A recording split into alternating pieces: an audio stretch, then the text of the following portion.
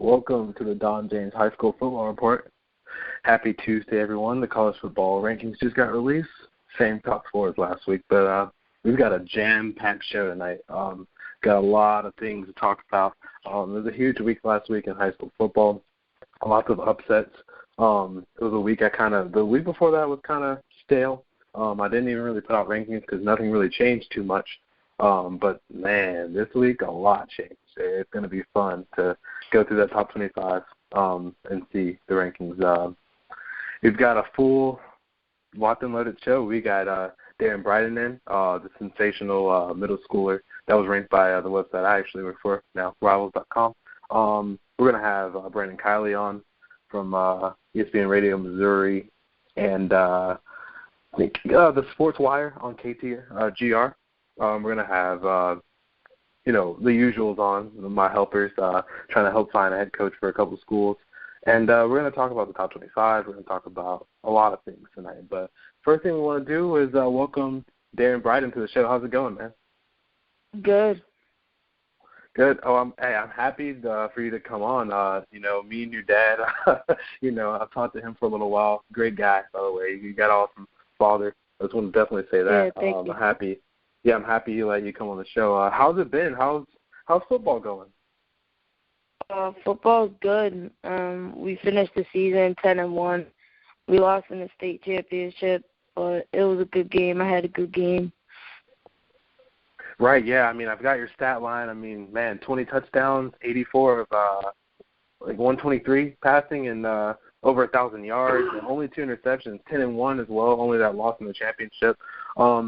What's been the key for you, man? You had to handle all the pressure. Obviously being featured in, everything. USA Today, Good Morning, or not Good Morning, excuse me, Today Show, ESPN, Sports Illustrated, Yahoo Sports, everything. What was it like handling that pressure from the off season till now?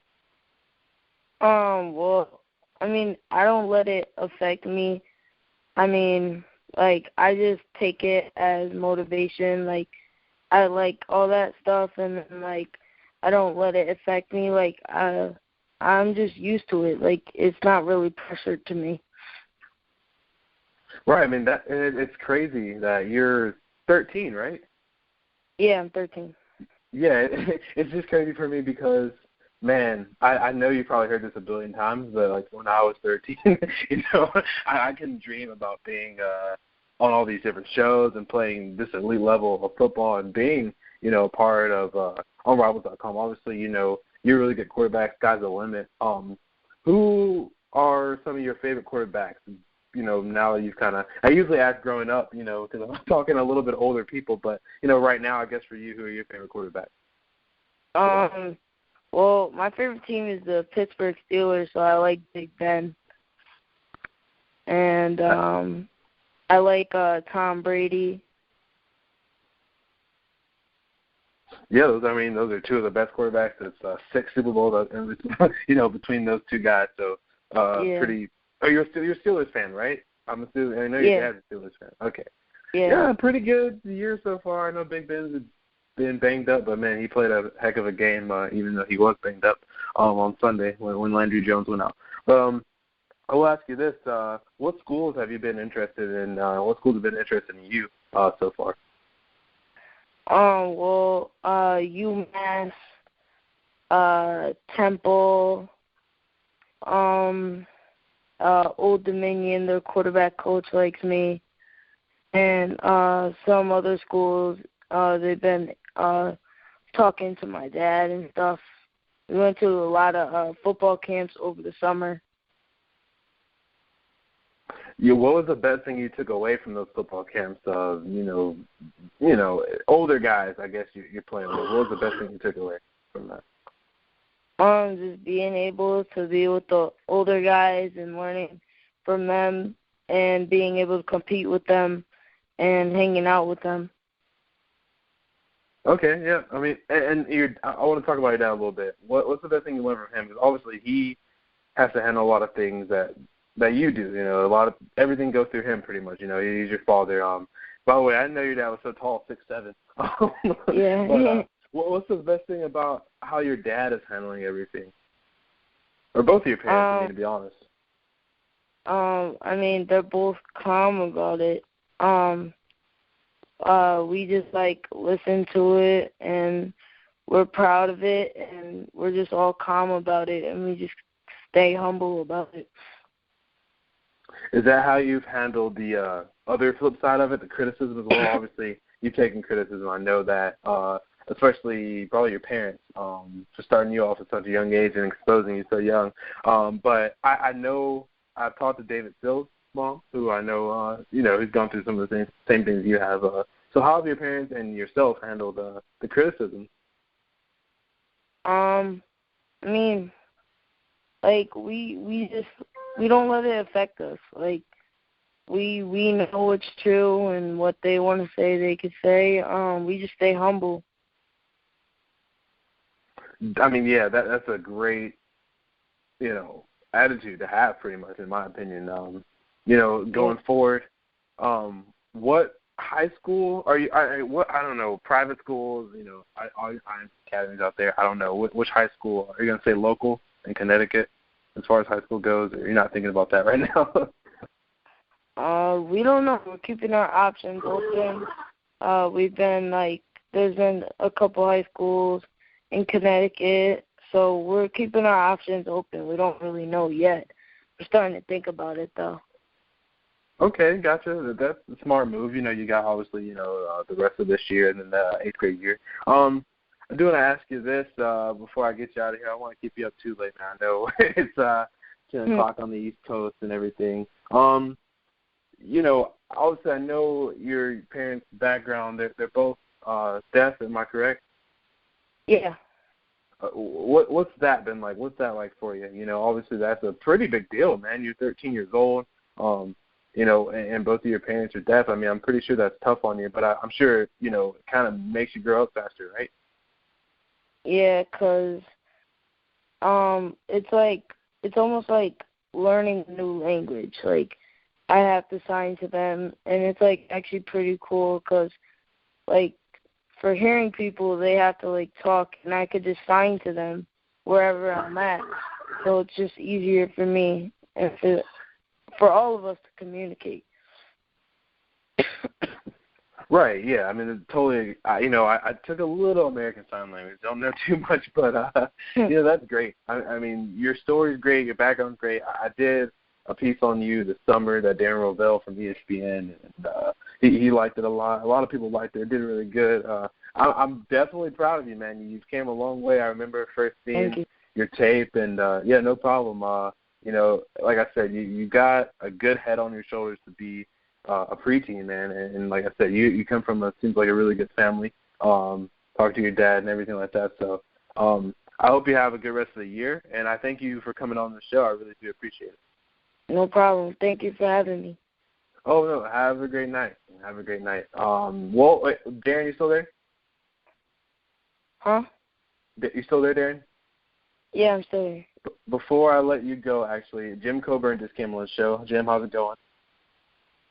Pretty good. How's it going, Donovan? Jim, I'm doing pretty good. I have Daron Bryden on the show right now, who is kind of a prodigy, man. He is the middle school kid that Rivals ranked. He's the first one ever. He's been on the Today Show, ESPN, Sports Illustrated, Yahoo Sports, everything pretty much. But he's really good. He's got a good family, good background. We talked to him a little bit. Before you get out of here, Darren, Jim, do you have any questions for Darren before he gets out of here? Wow, that's actually a good question. I guess the last question before you head out, because I know it might be kind of late where you are possibly. I know it's late now. Mm-hmm. But in terms of what you've been doing so far in football, what is the one aspect of it that makes you love the game? Is it the strategy involved in it? Is it your teammates? Is it just the sort of beating the man in front of you mentality? What is the one aspect of football that you absolutely are in love with? Well, I love competing and, being able to be with my team. And, I just love competing. That's my favorite part of it because, I just love to compete in everything I do. So that's like my favorite part of football, just competing. Yeah, I know you're a good basketball player too. So, from what I hear too. So, starting what point guard? You play guard a little bit or forward? I play point guard. Okay, see, I mean that's perfect, man. That's a good position to play because I mean point guard and quarterback are pretty similar actually, in a lot of ways. But I'm gonna let you go, Daron. Have a great night. And like I said, that was Daron Bryden, child star. Basically prodigy out of Connecticut. We'll be hearing a lot from you, I'm sure, Daron, soon. So have a great night. All right, thank you. You too. Yeah, no problem. All right, bye. That was Daron Bryden, like I said, of Enfield, Connecticut. Yeah, man, he's there's some controversial things or whatever, but I do know his father pretty well. He's kept me updated on a lot of stuff since I've been watching Daron since he was 12.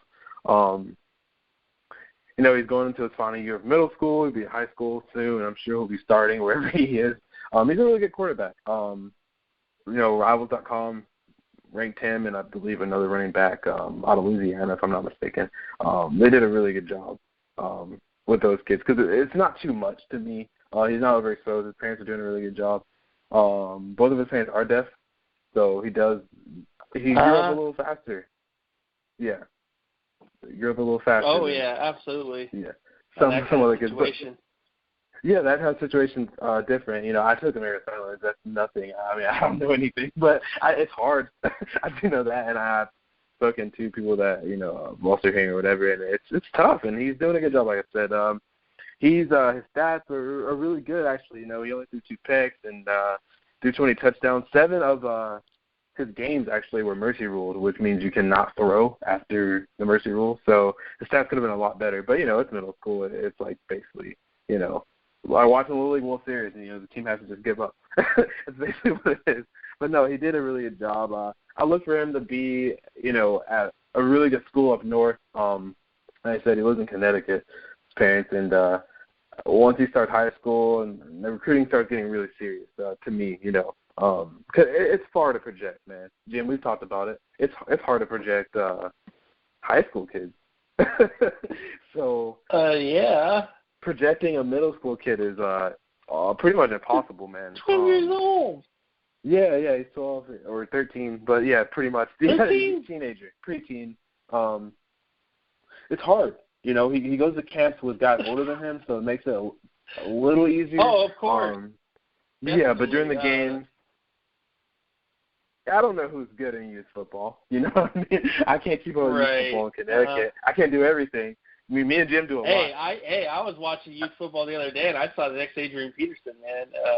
He had a wicked stiff arm to this guy to the face, driving him out of bounds. Of course, he outweighed the guy by about 30 pounds or something like that because it was a little bit older guy, but. Yeah. It's tough. Yeah, it's tough. Yeah, Tyson Thornton was his other kid's name. He's also a running back. And, it works. Dylan Moses actually has done a really good job. He is the former LSU commit. He already decommitted. That's the hardest thing is don't get too happy if, like, a 14 or 15-year-old commits to you because he's probably going to decommit. I mean, I haven't seen a kid commit that young stay. Tate Martell committed to Washington in 8th grade. He's no longer there. Too many things change, man. Coach Sarce isn't there anymore. Wilcox is gone. They're at SC. Now Sarce isn't at SC anymore, so things change so fast. Dylan Moses is actually the number 2 player overall in the 2017 class, and he was on the cover of ESPN magazine in 7th grade. He's worked out pretty well so far. He kind of reminds me of Leonard Fournette a little bit, actually. They might move him to linebacker, though, because he's the number 1 linebacker in the country and the number 2 running back. So we'll see what position he plays. But, yeah, Daron's really good. He's a really good kid. I'm glad I have him on the show. But we're definitely going to move on from that. Jim, it's going to be a jam-packed show, man. We got you and actually Brandon Kiley from ESPN Radio and the Sports Wire on KTGR picking a head coach from Missouri. We're going to let him, talk about his home team first. He's a Missouri guy, obviously. He knows the ins and outs up there. I'm glad to have him for a quick second on this show tonight. Ryan Swartz to be on, of course. talking Pac-5, the section in California, the Orange County, LA-ish area, their playoffs, because that's the best. That's considered the best group in football, basically, the best league in football. It's basically the SEC West of high school football. So we're talking about that, and we're talking about my top 25, of course, which actually changed a whole lot this week. We're in North Texas. We care about the little teams. We're going to help them find a head coach as well. And, we're going to get into some other things possibly if we have time. I would love to get into 2008 recruiting class, and I would love to talk about who's been the freshman of the year. Obviously we talk Heisman and top 25 and college football and things like that, but I want to kind of get everyone's opinion on who's been, the best freshman and like some of the other ones too, honorable mentions, I guess you could say. So we'll get into that a little bit as well. And we're going to try to get into some other things too. I got some fun news segment lined up if I have enough time. But the first thing, I do want to do is talk to you, Jim, about the Missouri head coaching job. Obviously, Missouri's been through a lot. Off the field, it's mainly the strike, the hunger strike, or the head coach, has lymphoma. I feel so bad for Coach Finkel. He's a great coach. He's a great guy. It's going to be weird not seeing him on the sideline. He's been there forever, at Missouri, it seems like, since he came from the MAC conference. And they just had a lot of problems, man. Their team's not doing good. They had all the off-the-field troubles. Missouri can't catch a break. Every year they have something. Never fails. And this year was just a disaster. A lot of people thought they could win the SEC East again and even possibly make it to the college football playoff. But their season's on, brink of not even being in the bowl game right now. So, Jim, you got to help Missouri out, man. They don't have a president right now. Obviously, he stepped down. The athletic director stepped down. VP stepped down. Head coach is gone. They don't have anything. We're going to find out a little bit about if Drew Lockdown will still be there when we get Brandon on. But what would you do? I mean, I'm not going to go through a full list yet. I'm going to wait until Brandon comes on or after he comes on. But what do they need to do as far as their identity, do you think, Jeff, of Missouri Tigers? Well, it's tough to see Pinkel leave because he was just a really strong coach for them on and off the field. Obviously took them to the SEC championship a couple seasons ago and has formed an identity there, has produced decent offensive linemen, pass rushers, to name a few, have also come out of there that have been really, Shane Ray last year. The year before that they had Marcus Golden, and then the guys before that time, Michael Sam also was a co-SEC player of the year, you name it. And I think that that's the biggest thing is it's an SEC program that as much as the school is in turmoil in terms of the actual leadership of the school, because the president stepping down and all that other kind of stuff because of different sort of controversies, the football program has not been in the biggest sort of controversy sort of issue. Even when the students decided to, boycott the president, that was the students' decisions. That was the football team's decisions. And Pinkel himself kind of was like, well, it's not really a huge it's a distraction, obviously, but, hey, they wanted to decide to do it, so they did it. It wasn't like there was a uprising in the football program.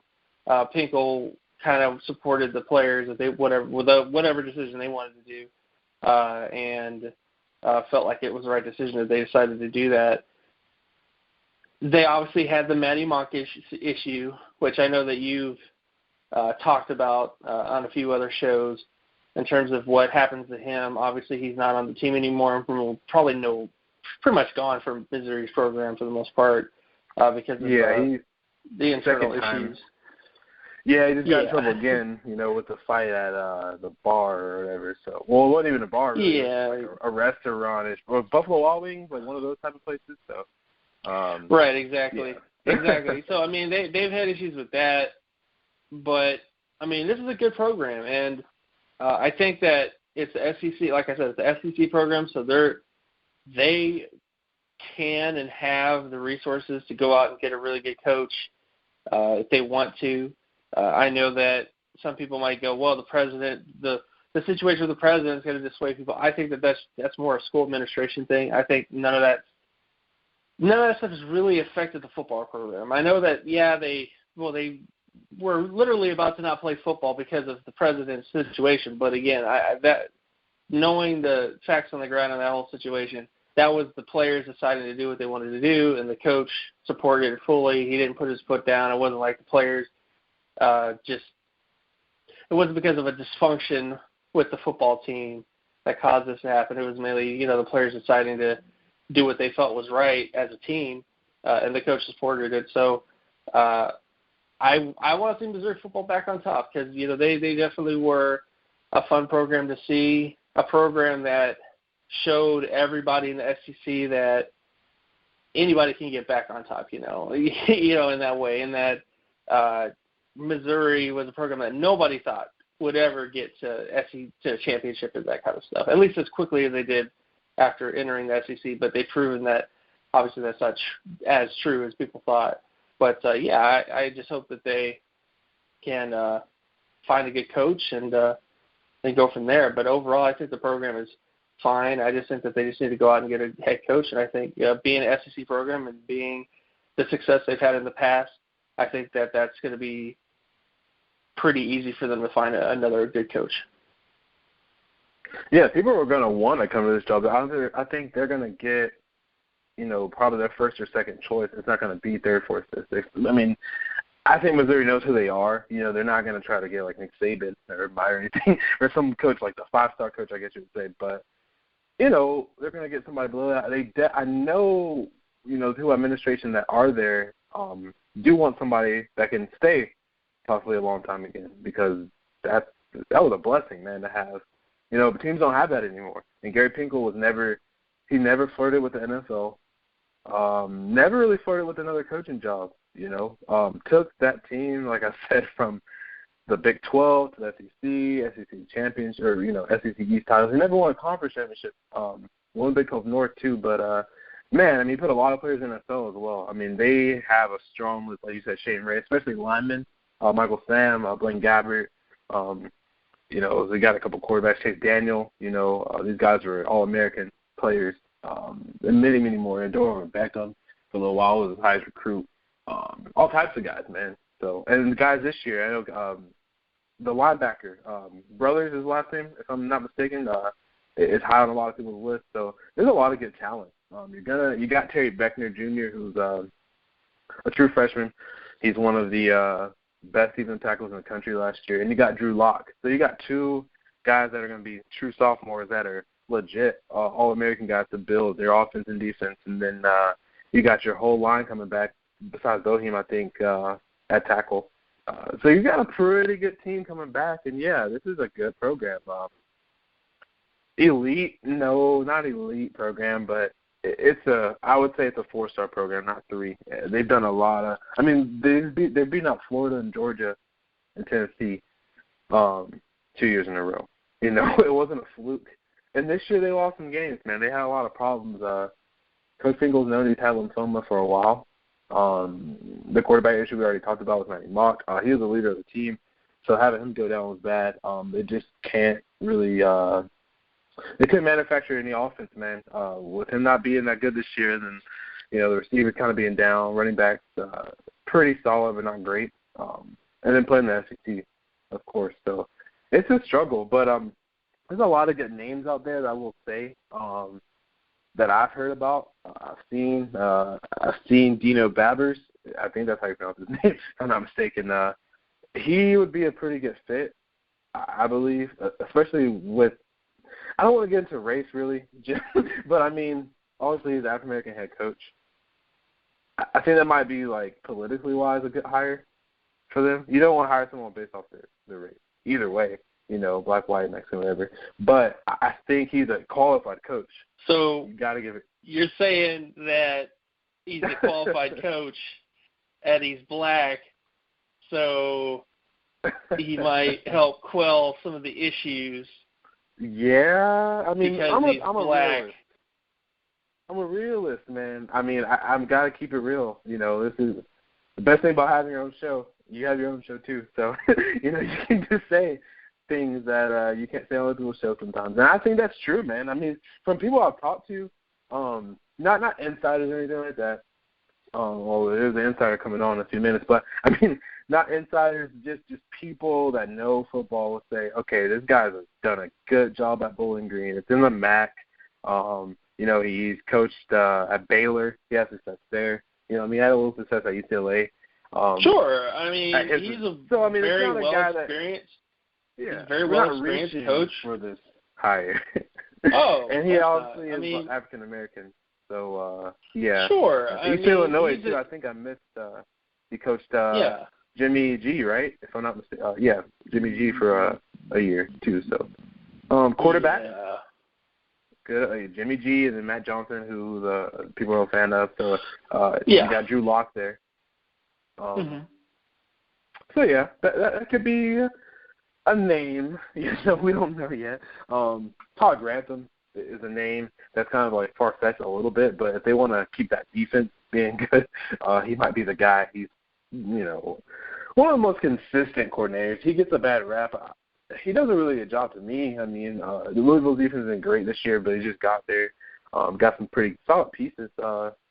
He's been pretty, at Georgia, he always had top defense. He's got a lot of players drafted, I'll tell you that.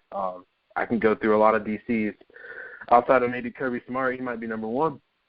Actually, if I went through DCs, have gotten players drafted, or helped getting players drafted. So that's a name. Bill O'Brien just won a pretty big game last night. But there's rumors about him coming back to college football. Maybe Maryland more so than Missouri, but it's a name to, I guess, look out for. Maybe they'll go NFL. Todd Graham is always a name. We've probably said 8,000 times. And this kind of actually fits because he's like a Texas Midwestern guy, and their offense is pretty similar to what he already runs anyway. And SEC money, probably get a pay raise. Missouri, ASU. So that's a name. Matt Campbell's obviously going to be a hot name, another MAC coach. Keeping Barry Odom, I want to talk about Barry Odom too. Barry Odom's he's a DC right now, and the D-line coach. And what are they known for? Defensive lineman. Never been a head coach before at any level, but if you want to just keep this team intact and keep some recruits and everything like that, that might be the guy to go to. And I'm hearing that's the name they want to hire is Barry Odom. They kind of just want to keep him, but I'm not sure about that. I'm not 100% sure. Larry Fedora would be a pretty big name. UNC is a good school. Obviously, they only lost one game this year. Larry Fedora is a really good coach. He's from Oklahoma State. That kind of Midwestern tree. He can recruit really well too, and he won't be second fiddle. Well, it doesn't matter what he does. Honestly, at his school in North Carolina, because it's always going to be a basketball school, always, unless he just runs off a crazy amount of wins in the next few years. It's a basketball school, so he can go to Missouri and kind of be the man. Justin Fuente has been brought up, I think, every time we've done a head coaching thing. So obviously, and that actually makes perfect sense, because that offense is really identical to what he runs. And, Oklahoma State guy, Midwestern guy too. So it'll be a big jump in pay, and he could be in the SEC, and it just makes sense. He can keep some of those same recruits at Memphis that he's getting right now. Then Jake Spavital and Lincoln Riley are kind of outsiders. I don't think Jake Spavital will do that job. Texas A&M's offense doesn't look great this year, so it's not really a good time maybe for him to be a head coach. And then Lincoln Riley actually is doing a really good job. But I don't know if they're going to go that route. He's pretty young guy. Jim, is there any of those names I just went off on that you kind of like? Oh, I mean, I like them all. I think they're all good coach candidates. You can't always get what you want, especially with as many coaching vacancies as they are. Like, if basically the way to put it is like this: if Justin Fuente is on 15 different coaching vacancy top 10 lists, he ain't going to all top 10. So, there's going to be some fifth choices, sixth choices, seventh choices type situations going on. So even the guys you mentioned, they may go to any of the other jobs that are open. in college football. Because we haven't even got to the point, we haven't got to the end of the year yet where there may be more SEC coaches that get fired. We haven't. It could happen. We haven't made it to Black Friday, which is basically, day after Thanksgiving. Or Black whatever day. I think, Thanksgiving Thursday. Exactly. So Black Friday. Yeah, we haven't made it there yet. So we'll see. So, and I like Dino, and I like Dino. I like Justin Fuente. I like I pretty much like all the names you mentioned. It's just, man, that's the hardest part is figuring out like who's gonna get it, because we mentioned all those guys, and there's gonna be some other guys, and then those guys are gonna go to other places. Yeah, it's a big mess. But we'll see what happens. It's gonna be crazy after Black Friday, obviously. It is gonna be crazy. It definitely is. From what we've done, we haven't hired Justin Fuente in our little coaching carousel game we keep playing. So he's available. I made sure all these guys are still available in our little list. But, I mean, I got to put you on the spot. If you could just pick two out of the name, who would you pick? Because I'll tell you who I'll pick. I'll tell you who I'll pick before you go. I mean, Justin Fuente and Dino Babers will be the two guys that I would pick.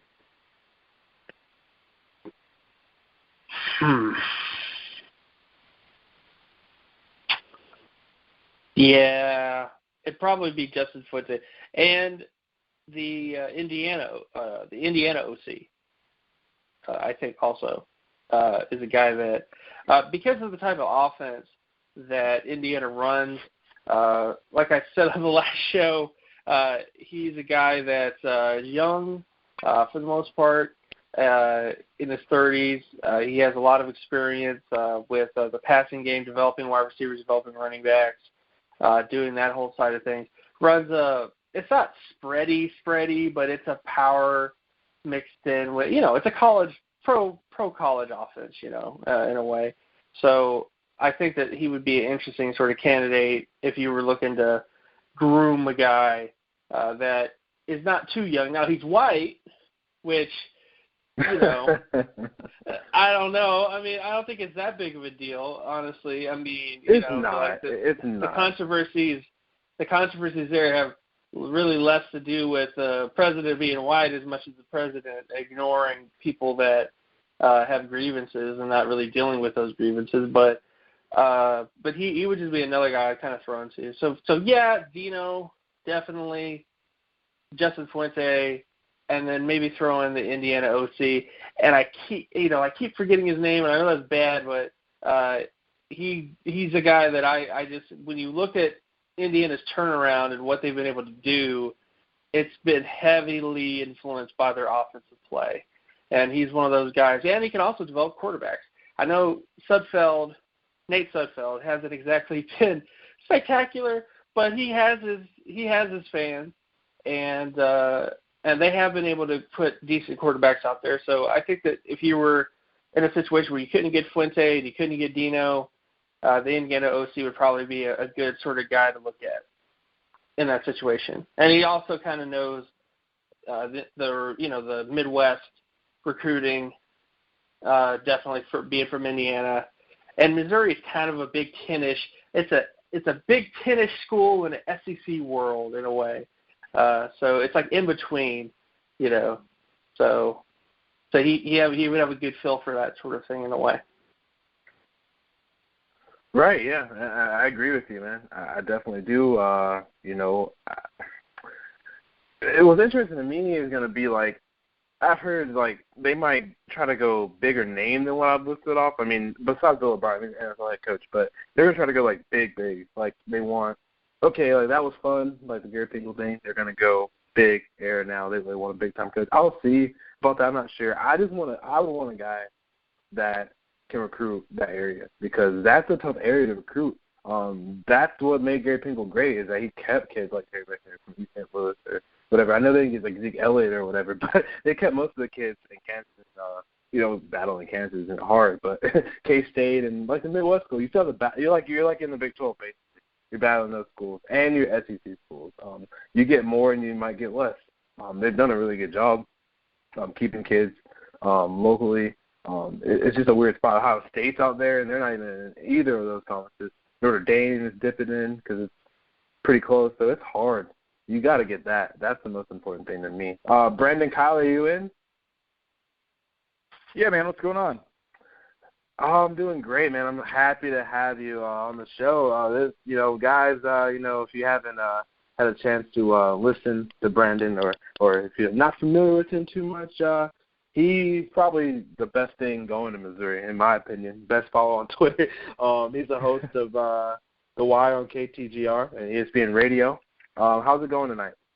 It's going well, man. I appreciate the kind words. You guys are too kind. Yeah, no problem. We're just talking some Missouri football, something you know a lot about.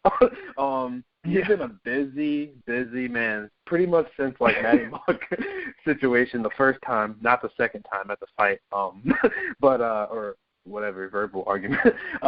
But this is despite the controversy, it's a team without a head coach, and we're trying to find them a head coach. We came up with a couple of good names. I don't know when you were in or what you heard, but, Dino Babbers and kind of Justin Fuente were the names we threw out there. I want to ask you a question, a couple questions. The first one is Barry Odom, the defensive line and defensive coordinator. What percent chance do you give him of getting a shot at the head coaching job?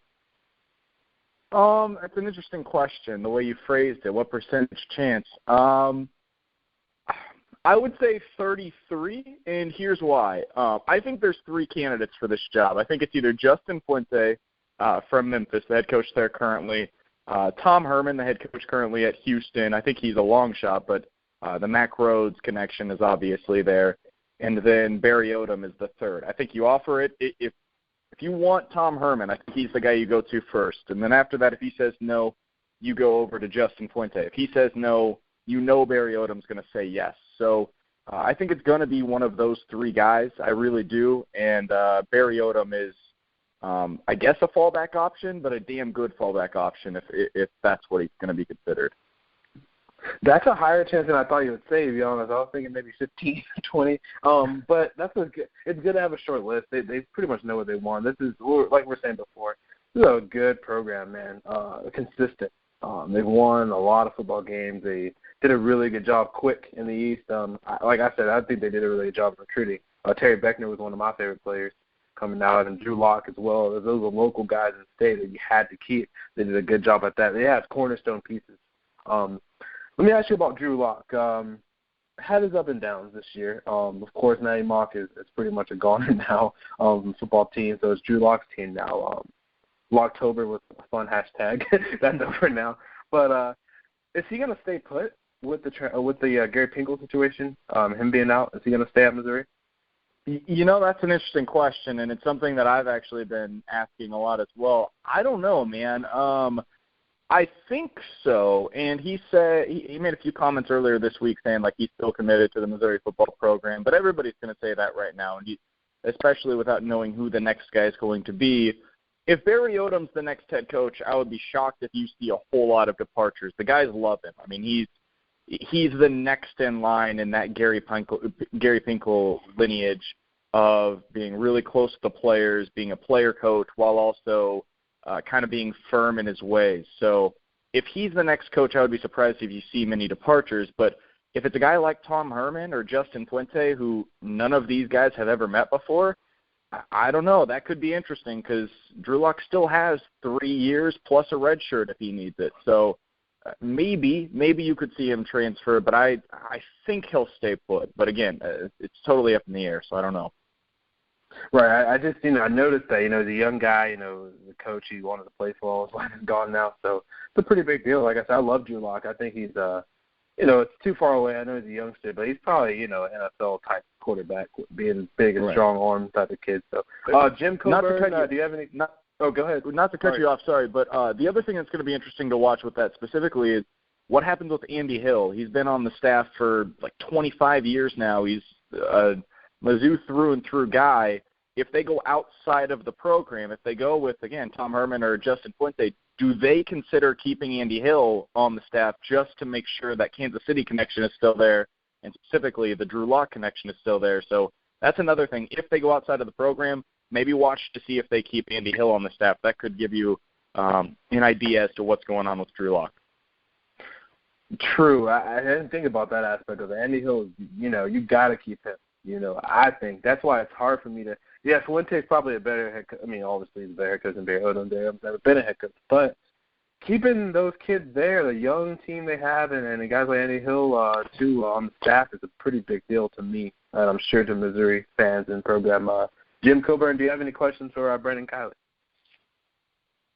Sure. Well, I guess one of the questions is, considering all the stuff that's happened in Missouri with, players and obviously the school administration, if you were, and you mentioned obviously those coaching candidates, but what would be sort of the pitch or thing that you would say to a coach that, hey, we've had all these sort of issues, but this is not, this is not the image of Missouri football, I guess. We're not exactly what the stereotypes might be of the program. So if I was Mac Rhodes and I was basically just trying to pitch the job to a prospective coach? Sure, yeah. Okay. Probably something along the lines of, look, this could have happened anywhere. These issues that are happening at Missouri right now are not specific to Missouri. They're not unique about Missouri. The only thing that was unique about this situation was that there was a person on campus that went on a hunger strike, and then one of our players happened to walk into their tent community and talked to the kid, and then after that was so moved by it and was so motivated by it that he talks to his fellow teammates, and they decided to do something very meaningful, very progressive, and very impactful. And therefore, that's how the events transpired at Mizzou's campus. It was not unique, and there is not a systemic issue, we don't believe. And we have leadership that's going to be in place that's going to change things here at Mizzou, and these things will not continue. So if I was Mac Rhodes, that would be my stump speech to a prospective coach. Yeah, it makes a lot of sense. Any more questions for Brendan before I wrap it up? Oh, sure. A few other ones. In terms of the recruiting, from the couple guys that you've obviously talked to at the school and that sort of thing, is there any particular coach that will help keep the recruits there, or is it sort of like a mixed bag? So, it doesn't really matter who the coach is. There's going to be some that leave and some that stay. Or is there a guy that most of the guys that are there, at least the recruits that are going there, would kind of want this guy to be the guy in that sort of way? It's an interesting question. So you're talking about specific 2016 recruits or guys currently on the team? 2016 recruits. Okay, yeah. So it depends the area. So they have particular coaches that have specific areas that they recruit. So Kuligowski does a lot of Houston area stuff. He does a lot of the Atlanta area recruiting, and he's also if there's a defensive lineman, he's obviously going to be one of the lead recruiters on him. For Andy Hill, he's in Kansas City. Cornell Ford's their lead recruiter in St. Louis. Pat Washington is the Gulf Coast area. So they have a bunch of different guys that are in different areas that they recruit, that they're the lead recruiters on. So it depends which area you're talking about specifically, but I think one of the better recruiters on the team is Craig Kuligowski. I mean, the job that he's done speaks for itself. He's produced 100,000 All-Americans, 17,000 different first-round draft picks at this point. I mean, Craig Kuligowski is an incredible football coach, and he's really easy to get along with if you're a young person. So Kuligowski would be really tough to lose, but I think it's very possible that they do end up losing him. So that would be the guy that I would look to the most.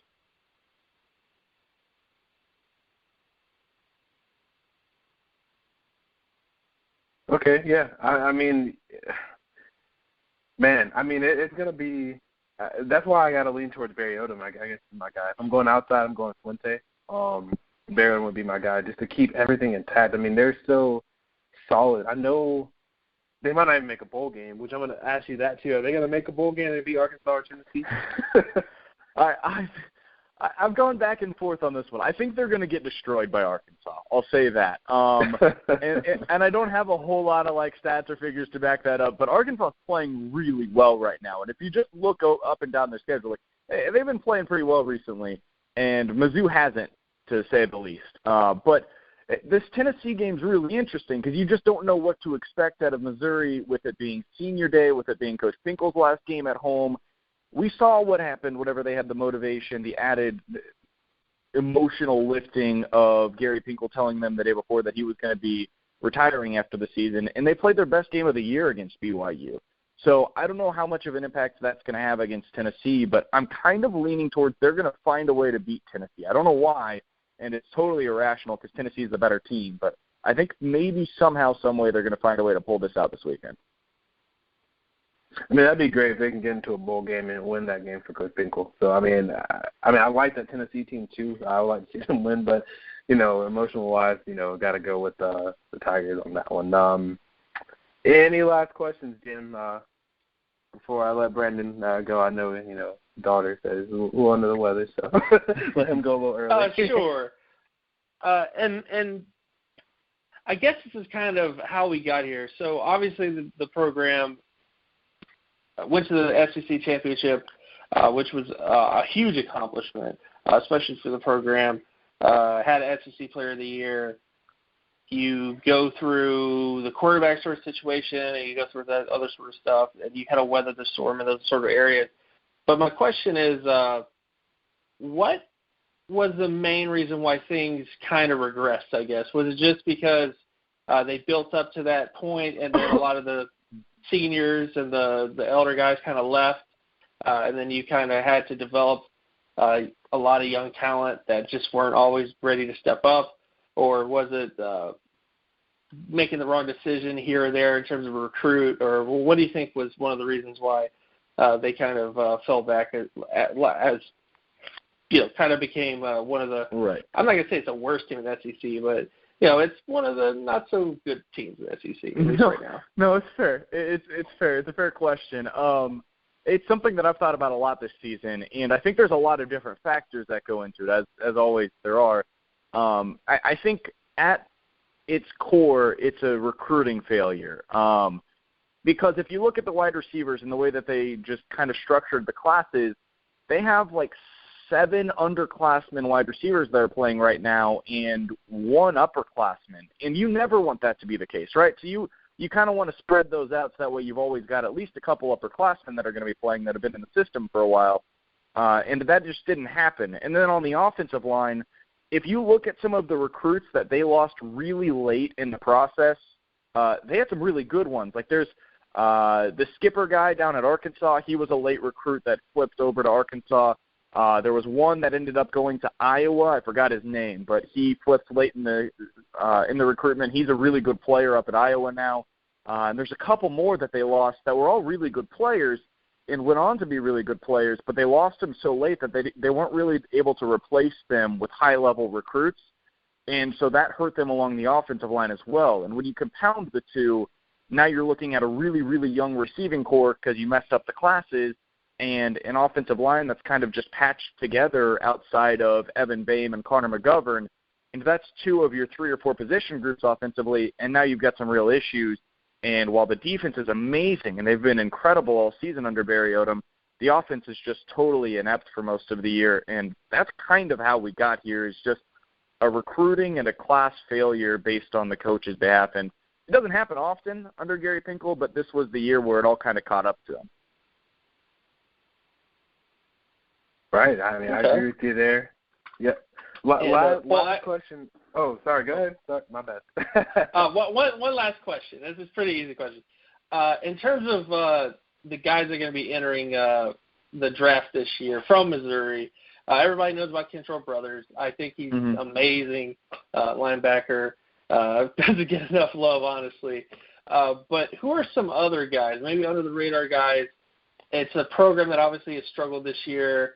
So there's going to be some guys that people just don't talk about that are good players that have kind of weathered the storm this year. But who are some other guys that are going to be entering the draft this year that you think need a little bit more recognition, or at least keep an eye out for them as the process starts? The first one that I would say is Charles Harris is going to be a really interesting name to watch because he's a redshirt sophomore, so he's eligible.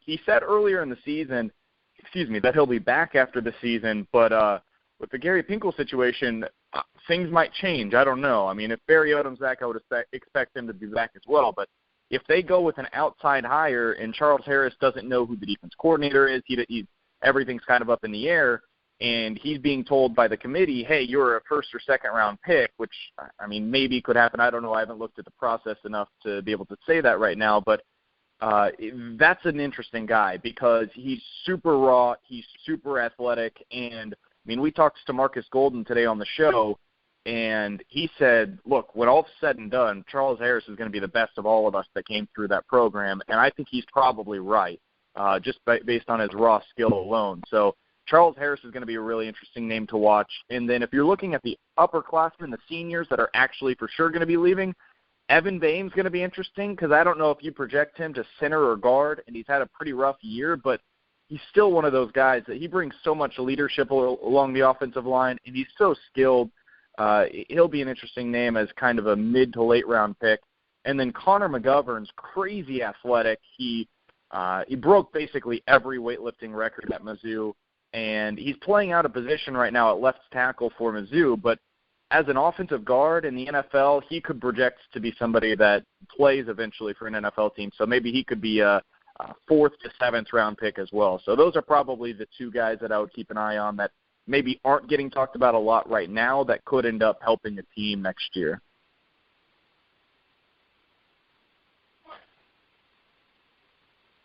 Yeah, that was a great question, actually. I did want to know that. Yeah, Charles Harris, I think Dane Buehler tweeted out from CBS, some of his plays earlier versus Georgia, and he's definitely a high riser right now. It seems like he's going to be at least a top 100 pick, if not higher.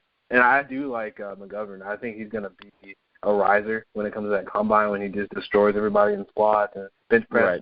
Right. And everything at his pro day is going to be really good too. So the last question I'll ask you, Brandon, before I let you get out of here is, basically just going back to the head coach where we started, if you were the guy hiring, who would you hire? I wrote about this today, and I've talked myself into Barry Odom. I never thought I would, but for some reason, it makes so much sense. I mean, if you're Mack Rhodes and you're making this hire right now, and you have to ask yourself a simple question, do you think Barry Odom's going to be a really good head coach? And if you do, if you believe that to be true, and I think most people in coaching circles seem to believe so, then you got to hire him because he's going to be at Mizzou long term. He's going to be probably the only hire that Mack Rhodes makes if he works out. And you keep some of your staff intact. You keep most of your program intact the way that it is currently. You're able to keep most of the players currently on the team next year. Mizzou's not in a bad way. I know it's been a really bad season, but the program's actually in a good place, and there's facilities that are being built that are going to be hugely improved from what they currently have. This program's in a pretty good spot, and so I don't know how much you want to mess with that. And if you think Barry Odom's going to be really, really good, and I do, I think that's the guy I would go with. And the other reason for that is because I have some hesitancies towards Tom Herman. His track record's interesting to me because at Iowa State, his offenses were not very good. And then he gets to Ohio State, and his offense is outstanding, but he had Urban Meyer, and Urban Meyer's known for having incredible offenses. And I know he's been great this year at Houston, but that program wasn't exactly in a terrible spot either. So my second pick would be Justin Fuente, to be honest, because I've seen him build and sustain a program now for a couple of years at least, whereas Tom Herman, I'm still just wondering if that's kind of a flash in the pan. So Barry Odom would be one, Justin Fuente would be two, and Tom Herman would be third on my list. I mean, that's a great list to have, man. I agree with you on some of those things. Matt Campbell, I would throw in there a little bit too, I guess. The young guy from Toledo, but he's doing a hell of a job with those guys as well, the Rockets and the Mac. Brandon, well, thank you so much, man, for coming on the show tonight. And it was a little tough to get you on, man. You're a hot commodity right now. There's a lot of stuff going on in Missouri, like I said, but I do want to thank you for coming on. Can you tell people where they can follow you on Twitter? Yeah. Give me a follow on Twitter. I'm at BK Sports Talk. And also go to KTGR.com. We've got a bunch of different ways that you can listen to our show and podcasts and all that. So BK Sports Talk on Twitter and KTGR.com for anything else. Thank you so much, man. I appreciate having you on tonight, Brandon. Yeah, of course. Take care, man. Same to you. Oh, Brandon Kiley of ESPN Radio in Missouri, and he just said where he works at. Radio Missouri, KTGR, I believe. So, we found out a lot about Missouri going forward. Kids coming in, players. I do want to watch some more of that Charles Harris because of it. I know James probably seen a lot of. He's really good, actually, from what I've seen. I've seen a little bit of him earlier in the season. He's getting better and better every game, which that's the thing I always like when people progress. You mean Charles Harris? Charles Harris, yeah, Charles Harris. He's really good. My question is he coming out? Because, and now, of course, according to what he said, it's a possibility. Now, of course, not confirmed or done anything. But that's my only thing. Is he coming out or is he not coming out? So, I've been peeking at his tape and, taking a look and, Kintrow Brothers. And, Charles Harris. How's it going, Charles Harris? Thank you for interrupting my Kintrow Brothers, viewing, type of thing. But, yeah, he's a really good player. Just a matter, is he coming out or not? Which maybe he does, maybe he doesn't. If he stays another year, it's not going to hurt him to stay another year, obviously. But I don't think he'll be like a first rounder 100% just because he's still raw in a lot of ways. But he's definitely easily probably one of their best athletes they've had at the edge position. Yeah, he is. And like Brandon just said, they had I think Marcus Farr is on KTGR, local station there, the Sports Wire, and they broke the Matty Mock news actually, and they have a lot of former Missouri players on. One of their hosts is a former Missouri player. I cannot think of what player it is right now. He played wide receiver there, but they've got some insight, man. So the news might break over there. We might have to get Brendan on again during draft time if you want to talk about who's coming out or whatever. But, Brett, he talked about Barry Odom. And that's a guy, kind of like Brandon saying, I'm like, they're not going to hire Barry Odom. Think about, list off the SEC coaches. Barry Odom. That doesn't sound right at all. But, however, you got to make the best hire for yourself. You can't try to be cute and sexy sometimes. You got to make the best hire for now.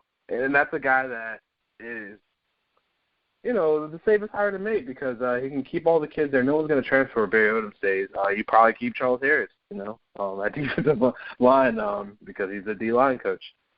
He knows him really well. He helped recruit him. And you're going to keep a lot of local kids in recruiting, and you're going to have a guy that, he's next in line. He wants to be there. He's probably not going to go anywhere. Probably going to have him for the next 15 or 20 years like he did Pinkel. So I would go with him. Fuente I'll put second. So I guess I'll go to the tweets, the Twitter, and they're going to fake Fuente probably because that's the name they know. But we'll see. If I hashtag Missouri, a lot of Missouri fans will do it.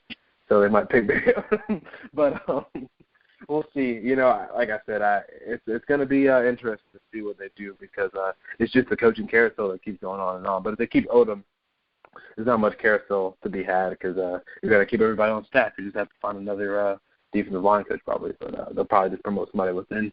But we want to move on from Missouri football, as great as that is. Missouri Tigers are a good program, and man, I don't. I want to say this. I don't think they're going to beat Tennessee. I kind of hope they do, but I don't think they are. Tennessee's actually playing pretty good right now too, and Tennessee is like a few plays away from being a top 4 team in the country, actually. So they're a few plays away from not making a bowl game either, but that's how college football is, I guess. But the talent's there on that side for both teams. So it'll be a fun game to watch, Missouri and Tennessee. But we're going to move on. Ryan Swartz, are you there? I'm here. How you guys doing? Awesome. Great, man. We're going to talk go back to high school football for a little bit. We always do the college because it has a lot to do with recruiting, actually. You know what I mean? So we always factor that in. But we're going to get in my top 25. We're going to get into who you think the best freshman has been in college football this year. And we're going to talk, the first thing we're going to talk about is the Pac-5 division football playoff. Man, it's loaded, obviously. We know that. A lot of shake-up in my top 25. I'll get into that after. But for the most part, man, there's some big games. What do we got, Ryan? We got Corona Centennial versus Orange Lutheran, Mater Dei versus Sarah. Bishop Mont Oaks Christian is a game. I wish I could watch that. I'm not going to be able to. Then St. John Bosco plays Loyola, or did they play Loyola? Did Wilson win? Yep. Did Long Beach Wilson win? Or that game? No, they did not. Okay, okay. Yeah, they got blown out, actually. Yeah. So, and they're probably going to get blown out this week, too. But we're not going to talk about that right now. We're going to let you talk about it, the Pac-5 division. Who do you got, man, and kind of break down the games, I guess, starting from Orange Lutheran and Centennial. This is a game that everyone that I know from Orange County keeps telling me to watch, but I don't think it's going to be that close. I know Orange Lutheran's played a hellacious schedule. The record's not that great, but their schedule's so hard that's why. But I don't think they have a chance, even though it's pretty much a home game for them. But what do you think about that game? Yeah, I agree with you. Orange Lutheran did play Centennial as tough as anybody has all season. That game was tied 7-7 when they played at halftime. Orange Lutheran eventually fell 35-14, and that 21-point loss for Orange Lutheran was the closest game that anybody has lost to Centennial this year. The next closest point margin for Centennial was 33 points. So outside of the Orange Lutheran game, Centennial's averaging a 60-14 win over everybody they play. So a good loss, if such exists, for Orange Lutheran. But I think that Centennial will work out the kinks. I can't see them being held to 7.5 points against anyone for the rest of the season. So I think Centennial rolls. I think on Orange Lutheran's side, the tough schedule, I think you could take away two things from it. You can either improve on the weaknesses that these great teams exploit, or I think what really is the case for Lutheran is that they're feeling the ill effects of a brutal schedule and the physicality of teams like De La Salle, Mater Dei, St. John Bosco, Vista Marietta, of course, and even Centennial. So just a grueling schedule. I think, based off their win against St. Bonaventure last week, a 54-44 win, giving up 44 points to St. Bonaventure and also losing late to J. Sarah in the last game of the season. I think Orange Lutheran might just be wearing down. So I look for Centennial to continue a streak of big wins in that matchup. Yeah, I do as well. I agree with you on that one. Well, you talked about Sarah a little bit. They played Mater Dei. What about that one? I think that might be the best game right there with Bishop Amat and Oaks Christian.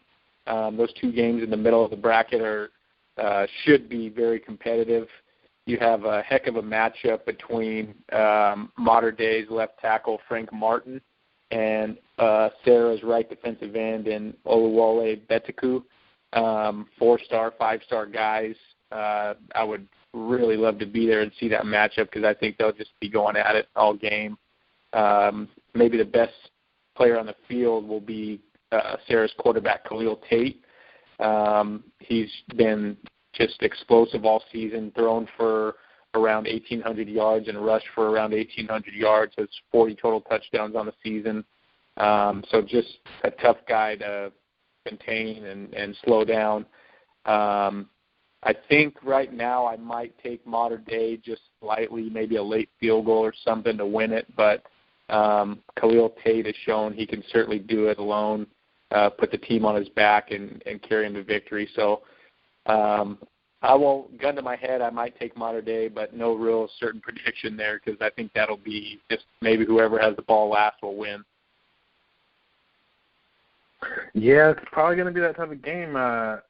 Khalil Tate is really great. I watched a lot of him lately. I actually watched some tape of him last night. I know he's going to Arizona, I think still. I know there's been some rumors about him not going there, but I think he's committed there. And I think for him, it's perfect. He can be a New Solomon type of guy, if not better, with his arm strength a little bit better, probably New Solomon. So it's going to be a fun game. I got Mater Dei, and I do have Ferns and Tito. This one, though, man, I looked at it. I actually ranked Oaks Christian this week.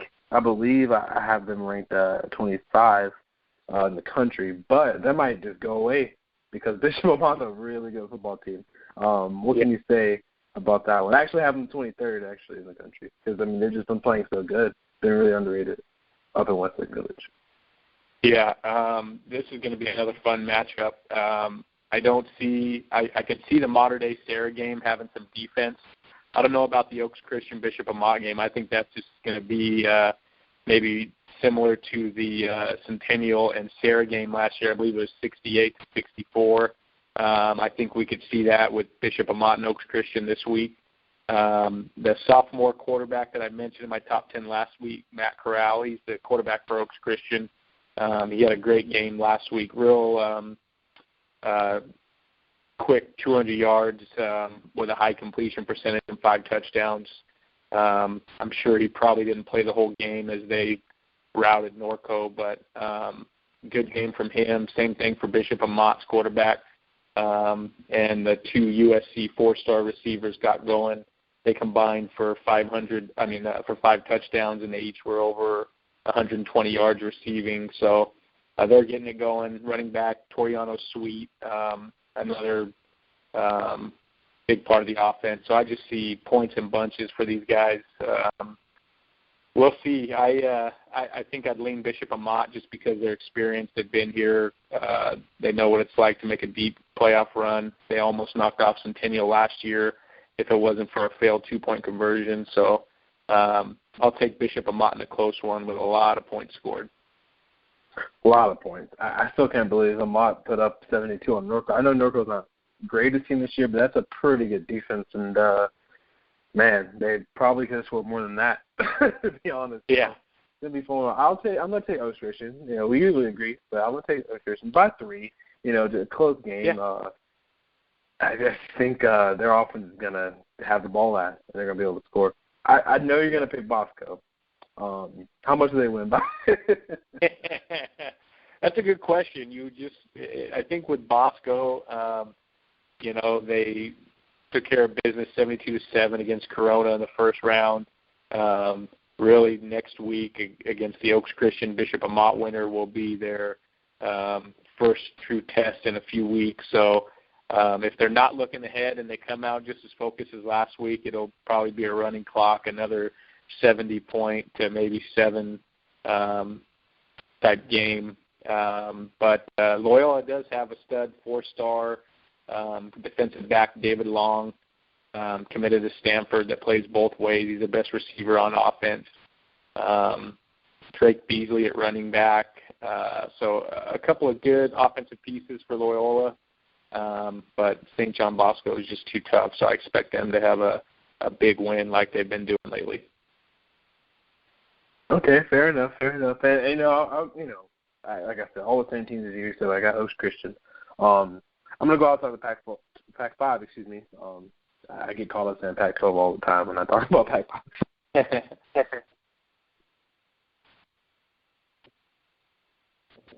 Oh, did I lose you?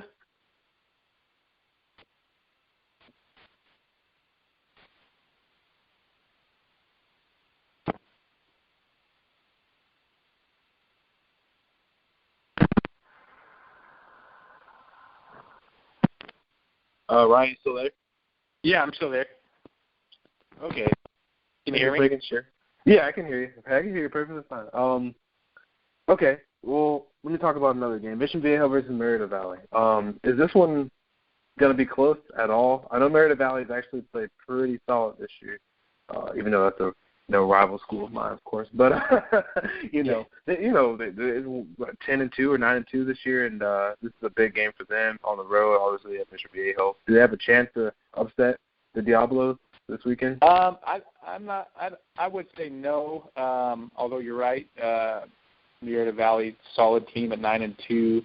I think Mission Viejo, they're sort of like Corona Centennial and St. John Bosco on that next scale down, just sort of a team on a mission. They got left out after a hot end of their season last year. They got left out of the state playoff picture.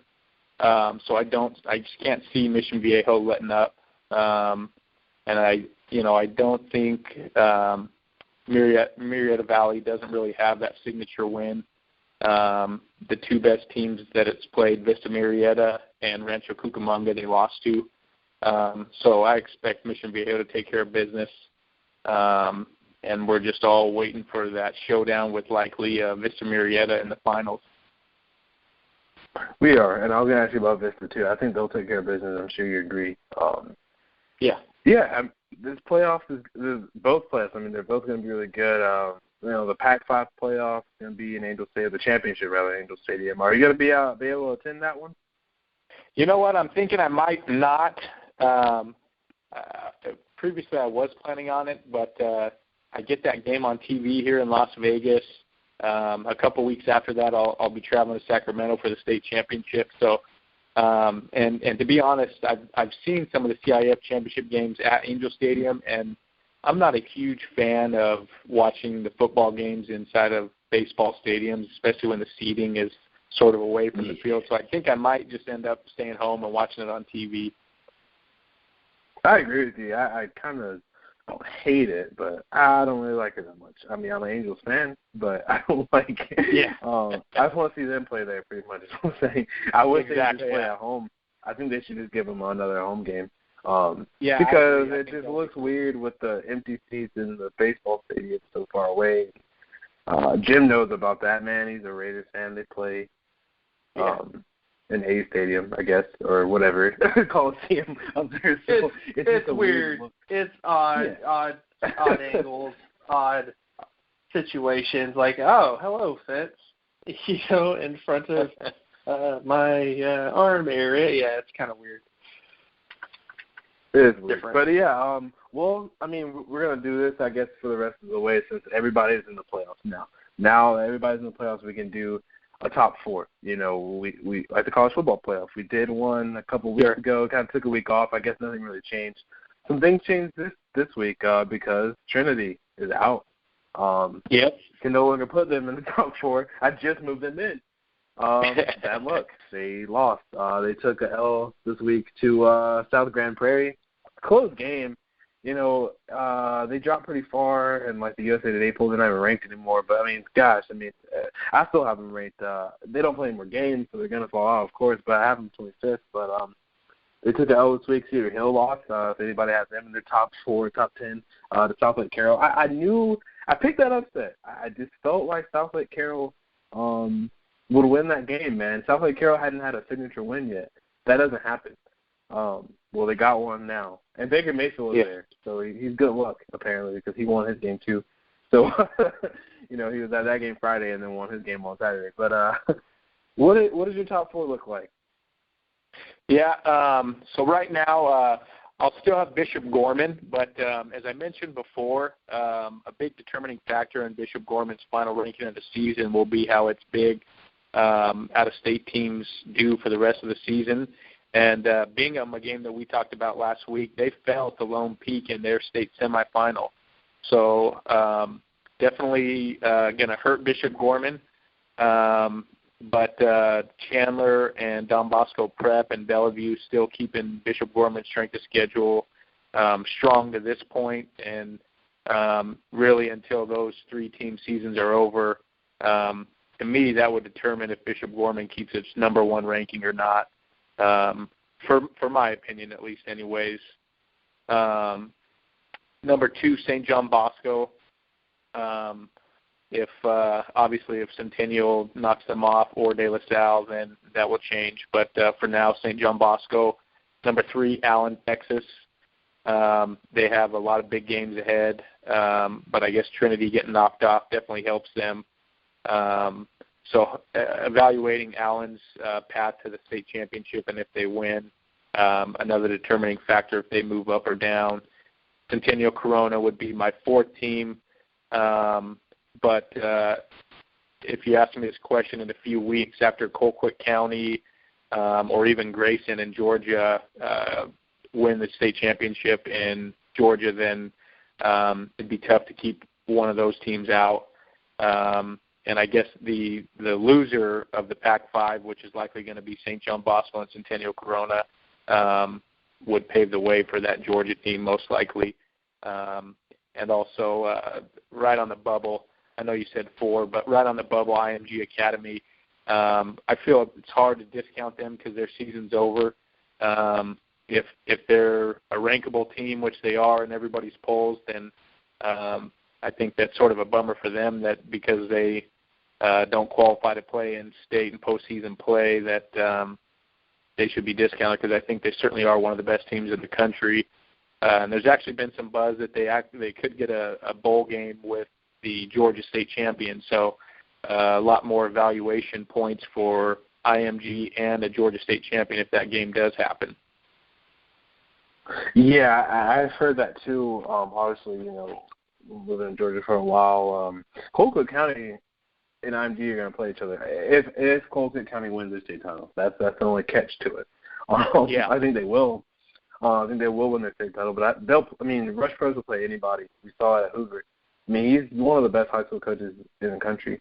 He really is. He could probably coach in college. I'm sure. I mean, he could probably be a head coach in college football. Yeah. That's how good he is. I mean, Jeremy Pruitt was his DC, and look at him. He's doing a really good job. You know what I mean? A lot of his staff from Hoover is on Alabama staff, and so Alabama staff actually right now, and previously the UAB staff before they stopped having a football team. But yeah, I mean, my top 4 is the same except I have Colquitt County and not Corona Centennial. But I mean, like you said, it could change if Corona beats the living daylights out of Orange Lutheran. That's going to change my mind a lot. Yeah. Colquitt plays Central Gwinnett, which is a solid team. They're a little bit Orange Lutheran's better than Central Gwinnett. So and then Allen plays DeSoto, which I know DeSoto hasn't played that great this year. I mean, they're still a really good football team though, and that game might be close. Tom Westerberg's another guy that could coach in college football too, their head coach. But man, that DeSoto team, they could do it. They could pull. Yeah. South Grand Prairie, a lot of people didn't believe in them, but DeSoto could pull off that upset. So that's going to be a fun one. IMG, you have to mention, of course. I would put Katy in there, Texas. Yeah. Cypress Ranch is a good team too. Katy is just a team that they're a solid team all around. They've always been solid. Pretty much been known about them since Andy Dalton went there, and they've always just been a really solid team. They score a lot of points. They're really good at special teams, from what I've heard and I noticed too. So that's another team that's there. I'm going off on tangent now. I'm naming a lot more teams than I should, but I mean, there's a lot of good teams in the country. I think De La Salle is a team that's I agree. to reckon with still. And one team that's outside the bubble, I will say, Ryan, and the listeners is Male. They play Trinity. That's pretty much the state title to me. I mean, those are the 2 best teams in the state of Kentucky. If they blow out Trinity, that's going to move them up to the top 10, I think, at least. I don't know if they're going to be number 1. They won't, but they'll be in the top 10. We actually have Male at 16 in the High School Football 100 at nationalhighschoolfootball.com, so definitely on our radar. Oh, yeah. I mean, that's high. Yeah, I think I have them at 11 with all the shake and bake. I had Cedar Hill really high, so that was a big part of it because Cedar Hill and Trinity dropped out. And you had more teams than that. There was a lot. Saline out of Michigan lost. South Panola lost in Mississippi. Gonzaga lost.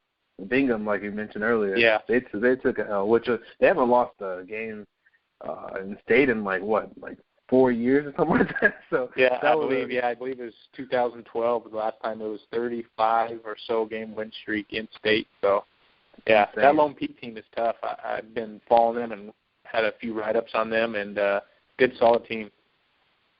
It is a good solid team. I didn't know much about Lone Peak. I know I mentioned it because a lot of people in Utah are saying, hey, man, they might win. I do know the receiver, Jackson McChesney, I believe. Really good receiver. I have kept my eye on him, and he actually came up really big in that game. Like I said, I do like that. Keaton Burrows is probably one of the most underrated running backs in the country to me, out of Webb City, too. So I have to mention Webb City. That's a team that they're not even close in their games. I know they play in Missouri, which isn't a glamorous state, but like we were talking about with Brandon, Missouri's got really good football players, and Keaton Burrows is one of them.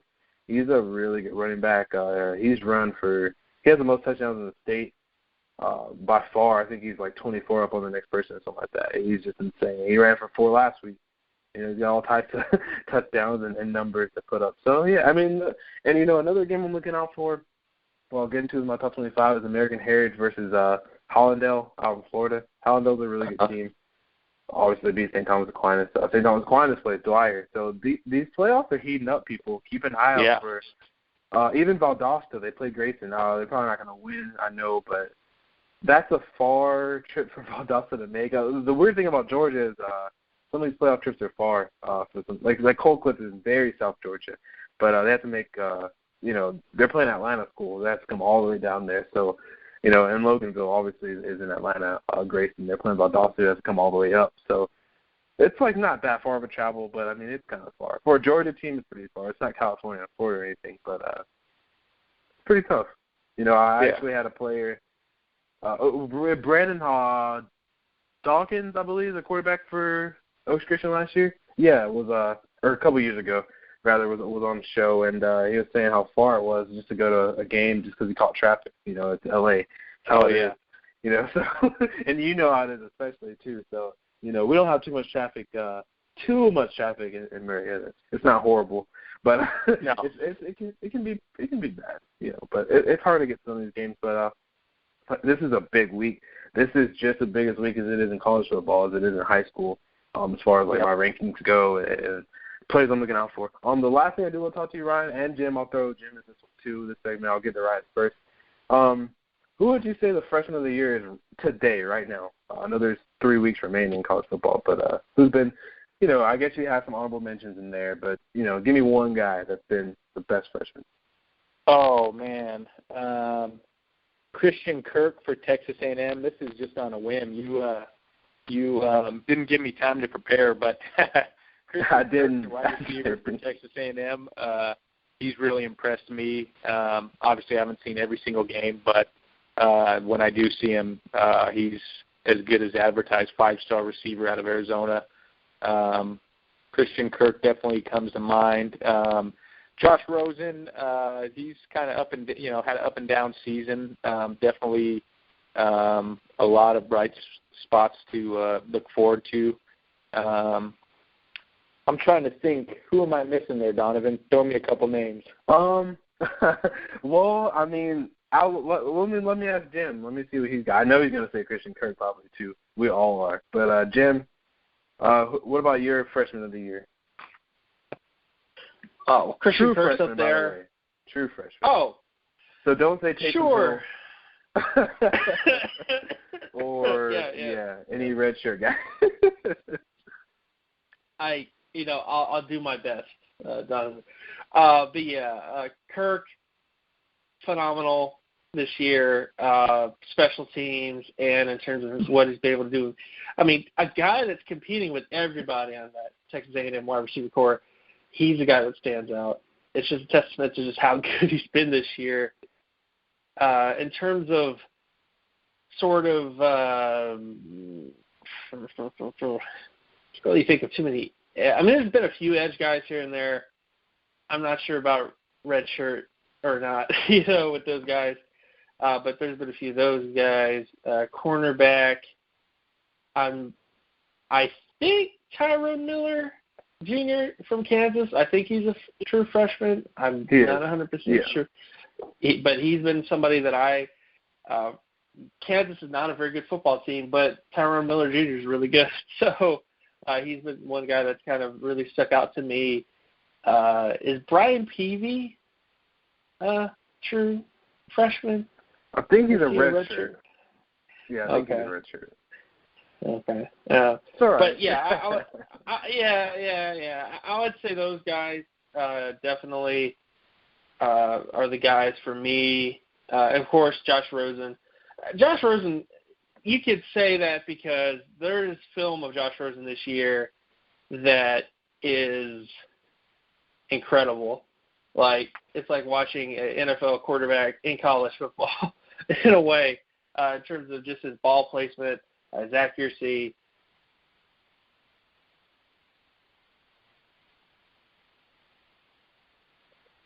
Yeah, I mean, those are all good names. I mean, there's a bunch, guys. Christian Kirk, the first name that comes to mind, Josh Rosen, yeah, he's wheeling and dealing out there. I mean, that team's been up and down. He's been up and down too, but he's made some really good – he's played pretty much how I thought he was going to play. His interception rate is a tad bit higher than I thought, but then again, I mean, he's making throws that most freshmen don't make. Drew Lock got off to a really good start, and Kyler Murray kind of been up and down. He's getting a chance to play now. I would go Mitch Hyatt, though. Mitch Hyatt is the Clemson left tackle. I think he's the freshman of the year. He is one of the best left tackles in ACC already. I actually am a member of the Football Writers Association of America, and I voted for him as an All-American lineman as a true freshman. That's how impressed I was. I mean, think about how good he's been. I mean, you watch the tape and think about how good Deshaun Watson played this year. He's been a big part of it. Not a lot of guys starting at left tackle as 18-year-olds, but he's been great. So I've been impressed by him. There's been there's been a lot of guys. I mean, Terry Beckner, when he's healthy, has been good. Josh Sweat, when healthy, obviously didn't play in the beginning of the season, but he's pretty good right now. Minka Fitzpatrick is another name I'll throw out there at Alabama. He destroyed Texas A&M and Kyle Allen. He's been playing really good this year. So, I mean, I have to mention Minka Fitzpatrick. I mean, he's been kind of what they needed at Alabama. They haven't had that guy at corner in a while, so he's been that guy. Jarrett Stidham didn't have the best week, I get it, versus Oklahoma. Big game, probably in over his head. He's played pretty good, though. I think he's done a pretty good job. And obviously, Iman Marshall, who I know Ryan's watched a lot of, right, from Paul last year. He's had his up and downs too, but he's playing pretty good. USC's got a few guys, actually, because everybody knows me knows I'm a huge Porter Gustin fan, man. That guy looks like Captain America. I love Porter Gustin. He's played pretty good this year, and Osa Mensah has played pretty well as a true freshman. So 3 USC really. Ronald Jones, man. I can't forget about Ronald Jones. He's in the top 5 for sure. I mean, without Ronald Jones, USC wouldn't be where they are right now. As good as Trey Madden and Justin Davis are, Ronald Jones is the best running back on that football team. Trenton Thompson out of Albany, who's at Georgia right now, starting at defensive tackle, has done a pretty good job. So there's a few. I mean, Kevin Tolliver, the second, out of Trinity Christian Jacksonville. He's had his up and downs too. He's played all right, I guess I'll say. And Jamal Peters is the last guy that's been playing really good this year for Mississippi State. I had a chance to watch him. He's a big time, strong safety. There's been a lot of good quarterback play though. Whether it's Jake Browning, he's getting a lot better. Like I said, Drew Lock, Brett Rippon, Kyle Schumer had a chance to play a little bit.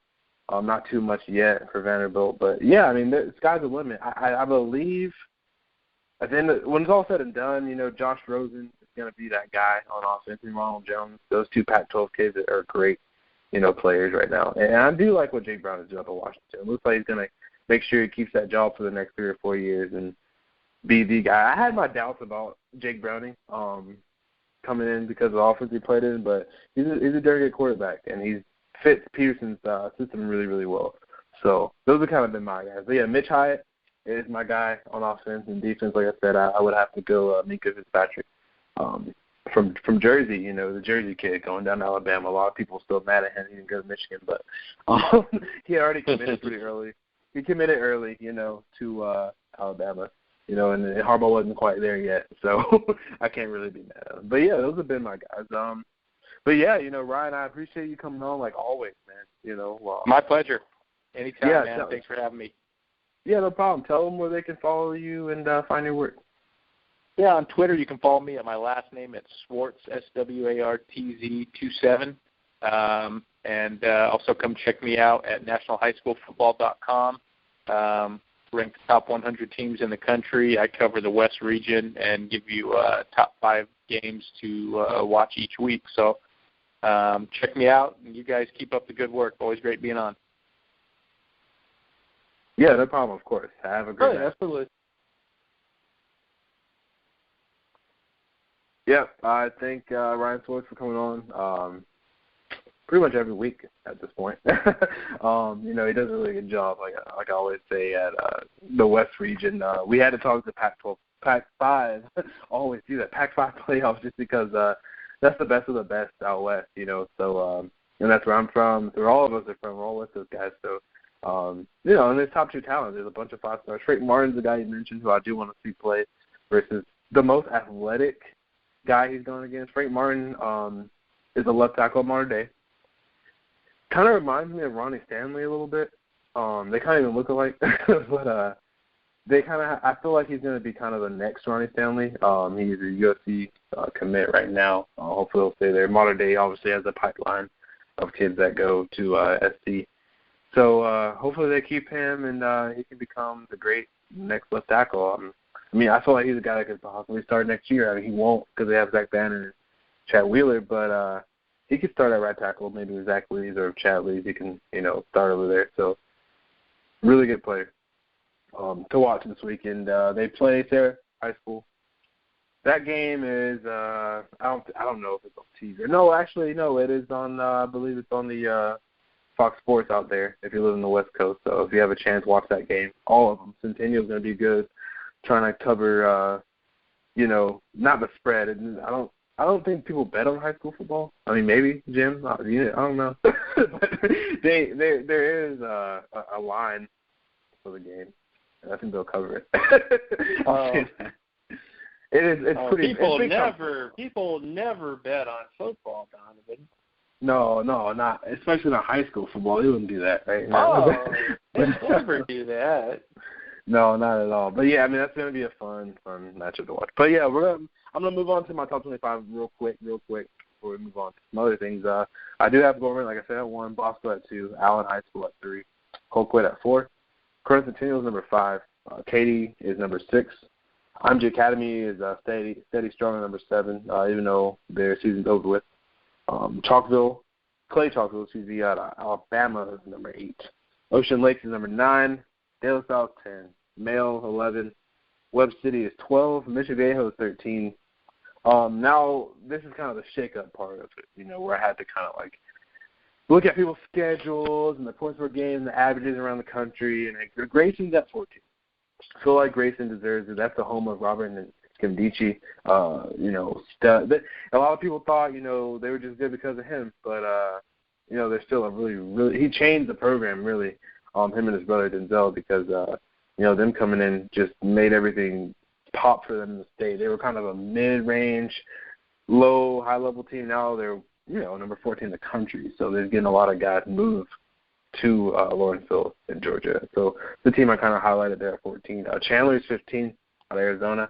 American Heritage and St. Thomas Aquinas, 2 Florida schools, could easily lose this week, but they could have huge wins and move up. They're from 16 to 17. Lake Travis is number 8. St. Edward out of Ohio is number 19. Lone Peak, huge bump up, moving up to 20. South Lake Carroll is number 21. Trinity Christian Academy out of Jacksonville is 22. Oaks Christian out of Westlake Village, California is 23. DeMatha Catholic out of Maryland is 24. And Trinity takes a huge drop, man. They were, number 16 in the country.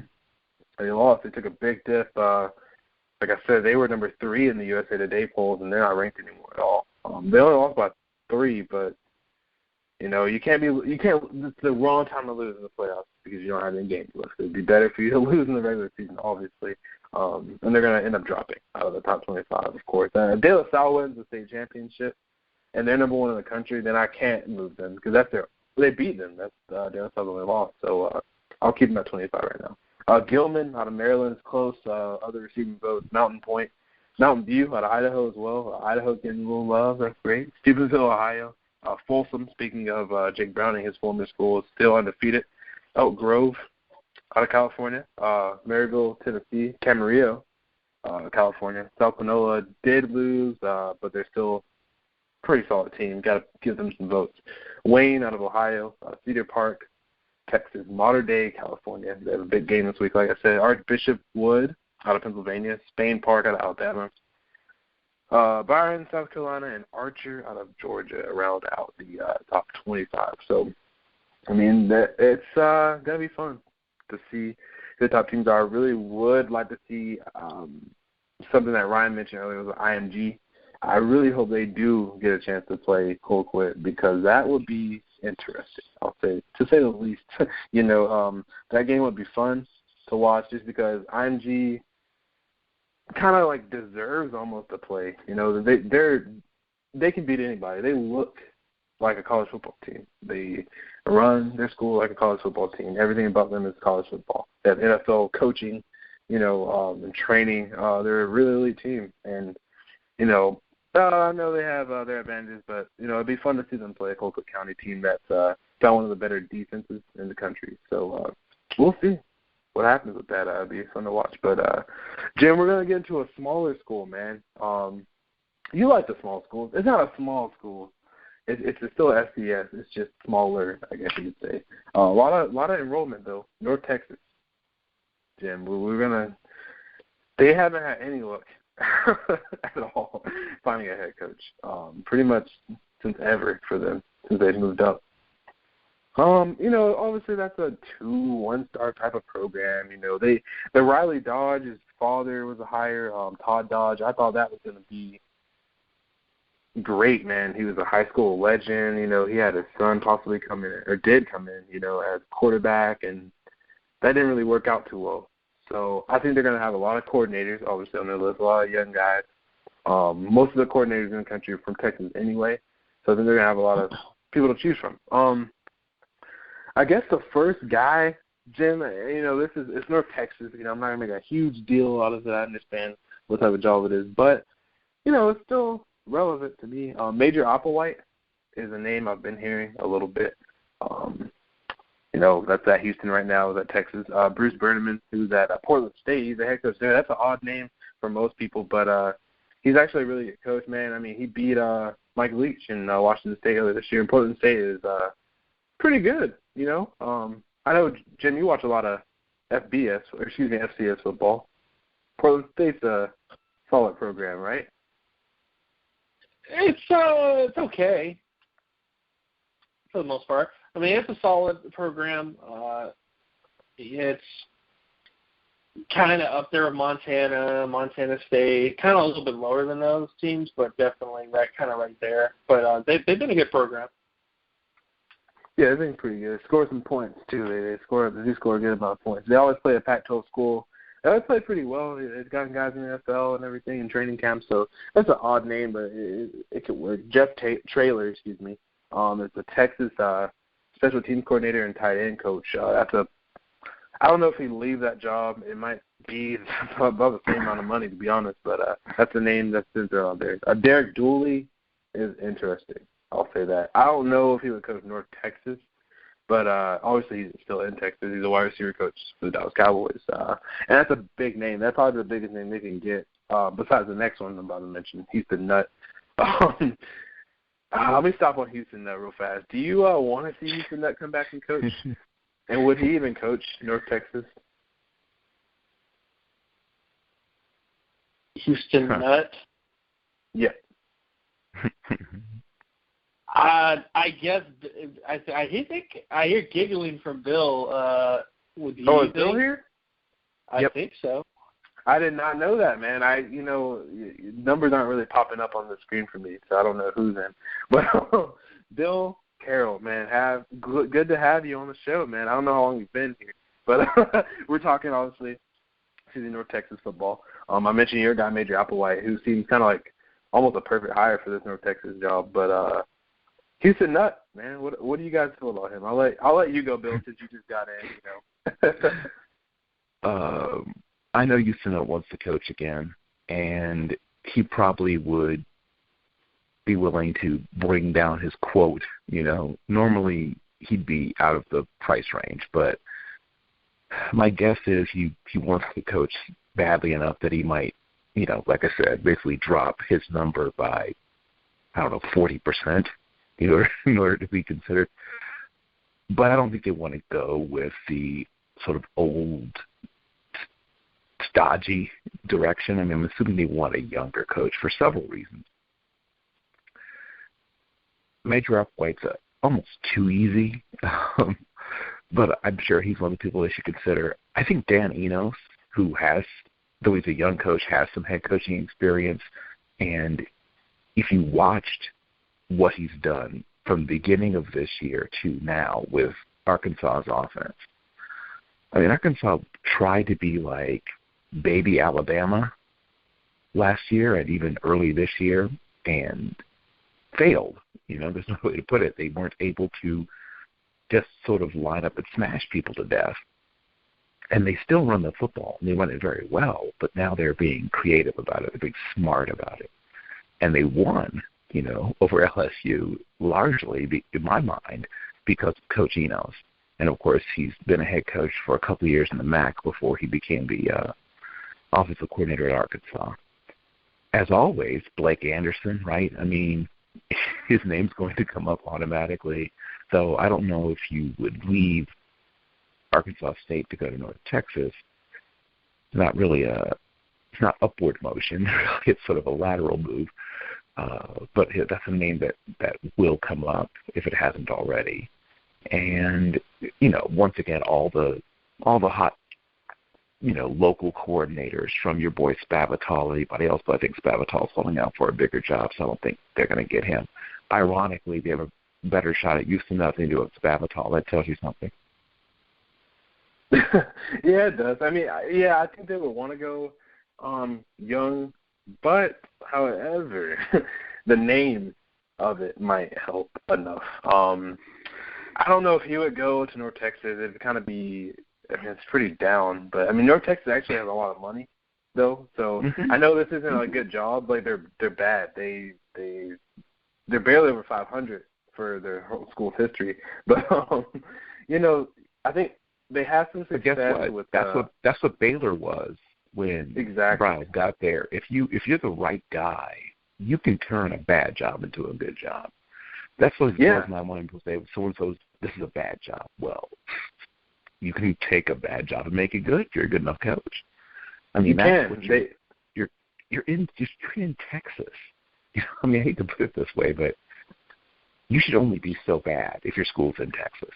You're doing something wrong if you're not at least a 6 or 7 win team and your school is in Texas. Agreed. And like I said, I was surprised that, Dan McCarney, he tried his best. He was the best out of the coaches of the past decade, I'll say that. But Todd Dodge was the hire to me that they put all their eggs in and it just didn't work. Yep. And that was, I thought it would. Like I said, he had Riley, his son, and he was, if you guys don't know about him, Austin Westlake, now, but he was at South Lake Carroll. South Lake Carroll was the best team in the state. Yep. Yeah. Record-setting quarterback, yep.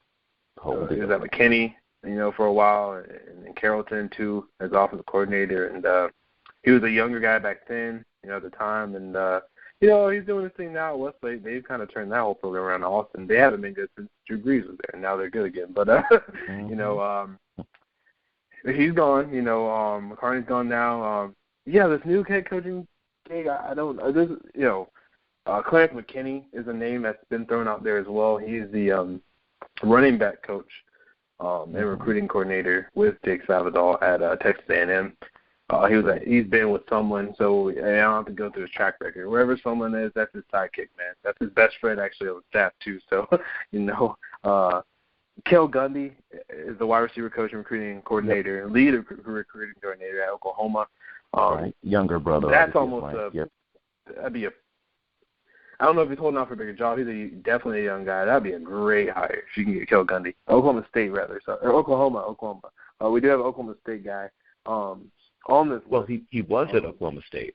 He was. Obviously. Yeah. That's where he got his first job. He was a quarterback's coach for his brother, So and he was a record-setting quarterback at Midwest City High School himself in Bell City, Oklahoma, where he broke a lot of the records that were set, of course, by his brother Mike. Yeah, and that's the main thing is offense. They're probably going to go offense. They might switch it up. They've gone offense every time. It didn't work, so they might switch it up. But what you have in North Texas, especially in that area, is quarterbacks, receivers, running backs. And it's easy to get those things. They're probably going to be a spread team. It's just easier. You got to know what you are, man. Can we get those guys a lot easier? Yeah, you can get guys that don't have to, those guys that stretch we always talk about it, Bill. They go to Texas or Texas Tech, and they don't really belong there. They just take the offer because of the name. They can go here now. This is going to be an alternative school, especially Baylor, because a lot of people are thinking they're going to go with that type of offense. Mike Norvell, who would be a pretty big name, he's definitely a young guy. He's only 33 years old, 34 years old, I believe, something like that, and he's at Arizona State as an OC right now. He's a name to be mentioned. I love this name. It's a country Texas name. It fits perfectly. He's at Oklahoma State right now. Joe Bob Clemens. What kind of, that's a perfect name, right? Joe Bob Clemens. I mean, you gotta hire him, right? But yeah, Joe Bob Clemens is the D-line coach at Oklahoma State, and he's actually done a really good job. Obviously, Oklahoma State's had really good linemen. Jimmy Bean's there right now, and Emmanuel Ogba. So he's done a good job with those guys. So I believe that's a name that you could possibly hire if you want to go defense. And he's not too old. He's not too young. He's got a lot of experience. He's been around the Oklahoma State program since Mike Gundy was there. He's been the D-line coach. He was a strength coordinator too. So, he's a guy that's going to, help them out in the weight room. They got new facilities there coming up in, I think, 2 or 3 years. So they're working on it right now. And then the last one is Tom Westerberg. You guys have probably never heard that name before because he has never coached in college football. He is the head coach at Allen, Texas, though, and that is almost a college football team at some point. I mean, they can't beat North Texas, but, I mean, they've got some players, I'll say that. Obviously, Colin Murray was a quarterback there, and Allen, Texas hasn't lost a game in going on 4 years right now. His record at Allen is 151-14 with 3 state titles, and he's working on a 4th right now. Safe to say he's the best coach in the state of Texas, and he's doing the 6A. He's doing big boy football. And Allen, Texas, look at their stadium. I think I showed you a picture, one of you guys, a picture online of their stadium. Oh, I've seen it. I remember when we were building it. $30 million or whatever, yeah. Yeah, man, high school stadium that they get a lot. I mean, they fill out that place, though. It's not just a big stadium. They got press boxes in that stadium. Legit suites, not many, but still it's high school football. He does he helped build that program, man. I mean, they were solid before, but they're, one of the best schools in the country. People move to Allen, Texas now from across the country. It's a public school, to go play for Tom Westerberg. And the only thing about that is they already hired Todd Dodge, who was a high school coach, who was probably the best coach at the time there too. And do you want to do it again? That was a while ago, 2007. But do you want to do that again? That's the only question. He doesn't have any experience, just like Todd Dodge didn't have any experience. And it could go wrong. Todd Dodge tried to get every player from South Lake Carroll, and it really just didn't work. I don't know. And then it's like the same thing, with Coach Sanchez at UNLV. He's doing the opposite. He knows he's not going to get a lot of Gorman guys to go there, but he's just making sure he gets the Vegas guys, keeping the guys that they want to play for Coach Sanchez. Maybe they want to play for Tom Westerberg. But I guess I'll ask you, Jim. The names I've talked about. Which one would you go with? I personally say Major Applewhite and Kel Gundy would be my two guys. But who would you go with? I like those names. I'd also throw Tim DeRuyter into the pile because I want him. It's more so me wanting him to be gone from Fresno State. So Tim DeRuyter is obviously the guy that's he's coached a little bit at Texas A&M, of course. Knows a little bit about Texas recruiting. He's also the guy that is supposedly a DD coach, I guess. At least that's what he coach, but he's the guy that I think if you're in North Texas, he could be available soon, so to speak. So he's also coached at a pretty, Mountain West Conference is pretty much similar to Conference USA in a way. So it wouldn't be too downgrading of a sort of thing. So, but yeah, he would be one guy I would think of. And then somebody else I think of. Can I ask you about the, yeah. Since can I ask you about the Derek Dooley one? Because that was a kind of interesting one. Derek Dooley. Derek Dooley? I don't think he would take the job.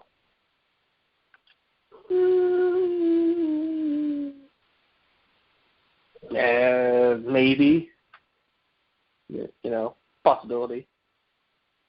I don't know with that one. But North Texas is a good program. I mean, it's a program that has talent. It's in Texas, like Bill said. If you can't have a good football team in Texas, then what's wrong? So you have so many things available. Baker Mayfield, right? Like, Baker Mayfield does not exist if Texas football doesn't exist. So, in a way, it's kind of that sort of thing. But yeah, I think any of the guys you mentioned, Major Applewhite, those guys would be good choices there. But Dooley, yeah, sure. But I don't know. Yeah, I mean, you got to give Dooley a call. He's right there, 20 miles away. So, you definitely didn't call. And like I said, I think Dooley would be the third name on that list.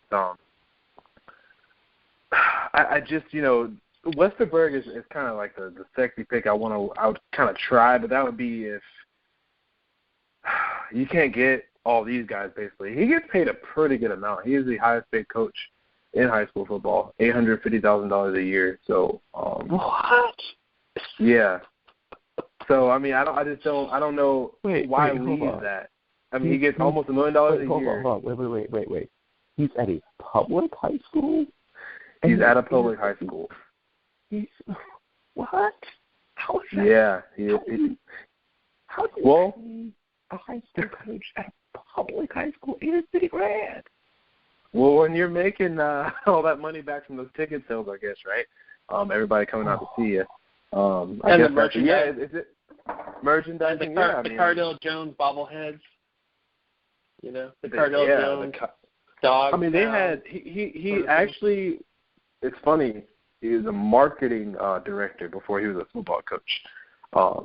So see? he's done a really good job at marketing Allen football and just being basically like Allen's the only football team in Texas you need to watch.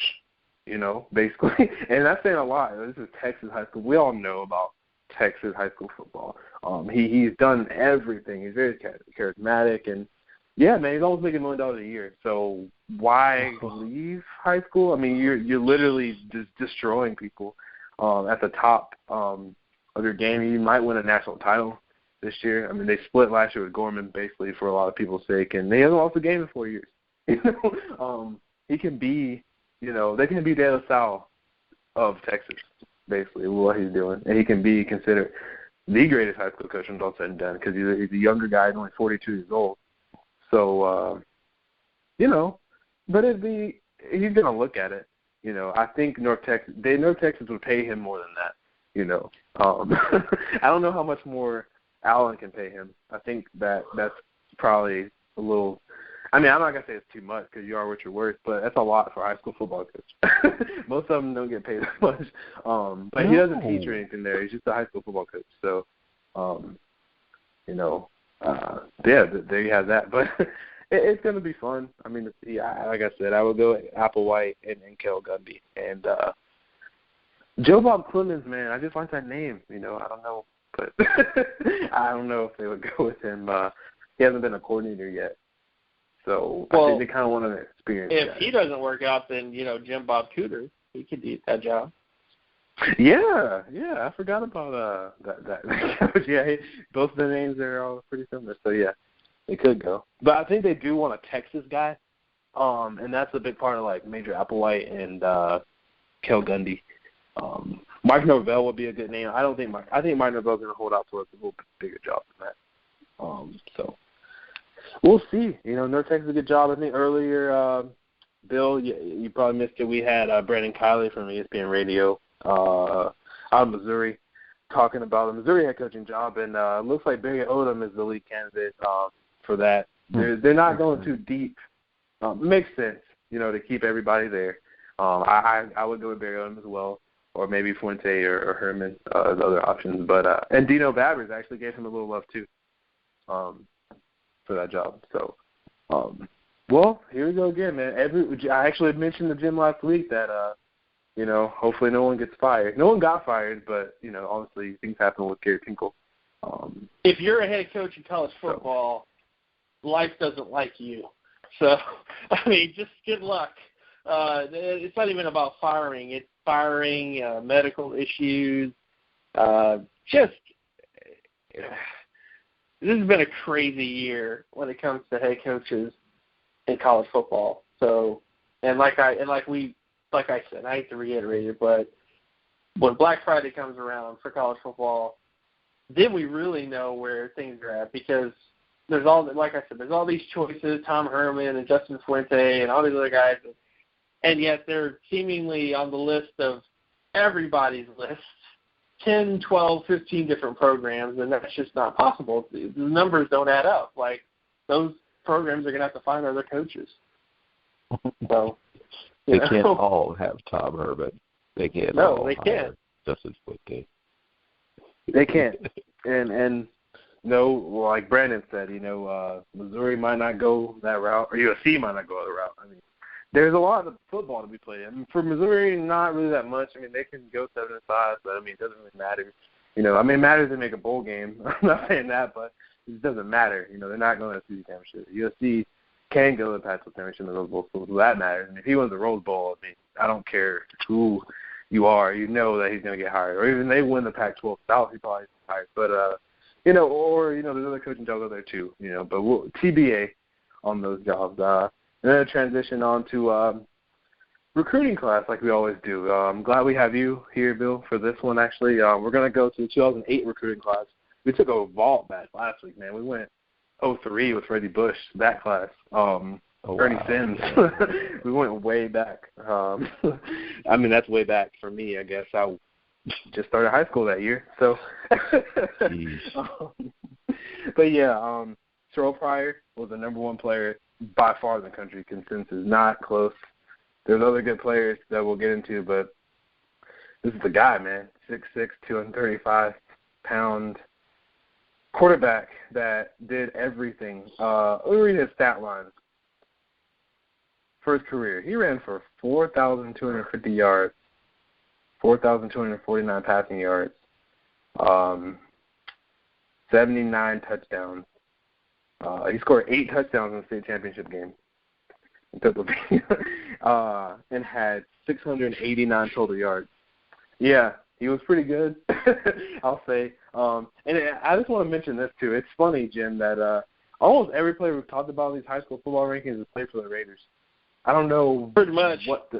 I don't know that's good, because the players haven't been great. It hasn't been. We talked about Michael Bush and DeMarcus Russell. Class. Yeah. We had the safety. Mari Edwards Jr., top high school recruit. We'll get to that class a little bit later. A couple weeks. But yeah. Just talk about him. Terrell Pryor is interesting because, he was Al Davis's last draft pick in a supplemental draft. And it was kind of fitting, to be honest with you, because it embodied everything that was good and bad about kind of Al Davis at that point, at least, in terms of drafting, which is draft and develop. Terrell Pryor was a workout freak, huge.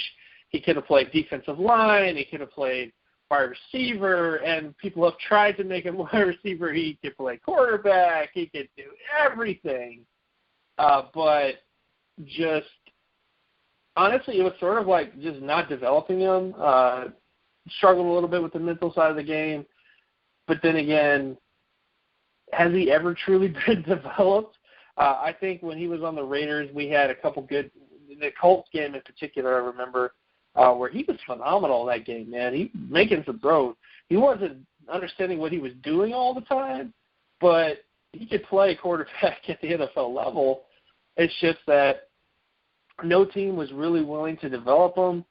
The Raiders kind of gave up on him after the Kansas City game where he threw a bunch of picks and got pretty much knocked out of the game, and that was it. And, of course, the Raiders at that point were pretty much, we don't know what to do. We're the Raiders. We're terrible. And Terrell Pryor isn't working, so what do we do? So, but, yeah, I mean, he definitely was a phenomenal athlete, flashed a lot of really good things. obviously this year in particular, the Browns. I can't really remember how many teams. The Jets.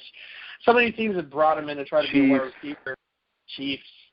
Well, he was a quarterback there, but. Oh, he's a quarterback there, but I mean, people want to see things in him that may not be there because of just his pure talent. But I just wonder if Terrell Pryor had just had one position and was really given the time necessary to develop what could have been. But at the same time, sure, he struggled with the mental side of the game, so maybe he still would have struggled. But he was just one of those guys that got to the NFL. The NFL didn't really know what to do with him, and then obviously now he's – I don't know where he is right now. I don't know if he's on practice squad or on the street, but he's obviously not doing that much right now. Right, yeah, and you know, like I said, he you know, we're talking high school football. Obviously, you know, you talk about NFL careers and college careers. The college career was wish that tattoo thing didn't happen. I'll say that. I think it would have been a different Terrell Pryor, but maybe not so much, but what could have been maybe. I know we had Brian Louise who he saw him play in high school. He said it was the best ever he's ever seen at any position. He has been Tom Lenning had him as one of the top 10 athletes he's ever seen because he could probably play any position. You know, he did play every position in high school, actually. I know Bill talked about that a little bit. In Jeanette, PA, he played everything. He actually got recruited by Thad Matta at Ohio State, who is a top 25 team every year to play basketball as well. He was one of Thad Matta's first recruits. You know, when he took the Ohio State job for basketball, because he was, he's all state. You know, he's one of the best players in the state of Pennsylvania at basketball. Pennsylvania is a really good state at basketball, so that's saying a lot. But, yeah, his career, definitely more downs than ups. He's still a young guy, so hopefully the best works out for him. He's one of the best players I've ever seen, too. I remember seeing him in an All-American game. He was MVP, and he was just so much bigger and stronger and faster than everybody. He was like Vince Young at the time to me, you know, when Vince Young was really good at Texas. So but it didn't work out too well. Number 2 player. I'll let Bill talk about this guy. He was another guy. This recruiting class was really good, but the guys that were supposed to be good sometimes weren't the best. I'll say that. Daquan Bowers, a guy that was supposed to be actually the number 1 pick in the draft for some people's eyes before he got injured, and he just hasn't had a good career since he left Clemson. What can you tell me about Daquan Bowers and his pitfalls, I guess you could say, Bill? Well, it's funny. He was in that run of Gaines Adams and all these other Clemson, you know, sadly, of course, Gaines Adams is passed on, but there was a whole run of Clemson, you know, I guess it's one used now as edge, you know, whatever term we use, pass rusher types that were supposed to be absolute monsters, and then for whatever reason never quite worked out. But like many of the guys you talked about, an absolute dominant, once in a generation kind of guy in high school, unstoppable, people double teamed him, triple teamed him, you know, chipped, you know, wham blocked, everything you could do, and they couldn't stop him in high school. Too big, too fast, too all the things, right? I mean, similar to the story you just told about Terrell Pryor, who was this unstoppable killing machine. Of course, he's playing 2A. You know, that's the one thing I would sort of caution people. His tape is ridiculous in high school, but he's playing 2A. I'm against kids transferring. I don't like to see kids just go to another place just to play football. But for him, it would have made sense somewhere around 15 or so to say, look, son, it makes no sense. You play against these 2A kids. You know, let's just move into the city of Pittsburgh and see how you look at Brashear, right, or whatever. You know, let's see how you look at right a different level of competition. But getting back to I almost said Gaines Adams, good Lord. Close. When you're a pass rusher, you know, there's certain things they want you to have. You have to have burst. You have to, you know, if you have all that stuff that God gives you, have the God-given stuff. He struggled also with the mental side, though there isn't as much mental side for a defensive end as there is. I mean, it's amazing the parallels when you think about them. There isn't as much mental side, obviously, but the best defensive ends, the best whatever, are always guys with a high football IQ. That's why Von Miller's better than all these other people that they keep comparing Von Miller to, because he's smarter. than almost all the people that you're comparing him to. He has a really high football IQ. The guy walked into the Senior Bowl. They told him he's going to play Mike linebacker, which he's never done in his entire life. And then he goes out and plays Mike linebacker like he's been doing it his whole life, right? So when you're talking about, the guys we're talking, you're talking about guys that were, like I said, the dominant, unstoppable machines in high school. You get to college, you're still better.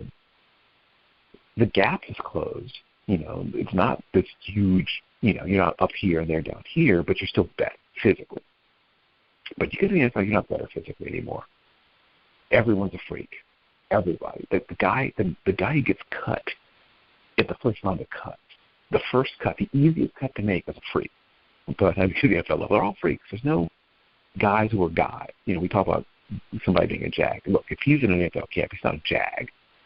These guys are already the best of the best of the best. If you'd seen him in high school, you would have thought, oh, my God, I've never seen anything like this before. The guy who gets cut, the first cut, would have been a guy that you just would have, your eyes would have rolled out of your head if you'd seen him in high school.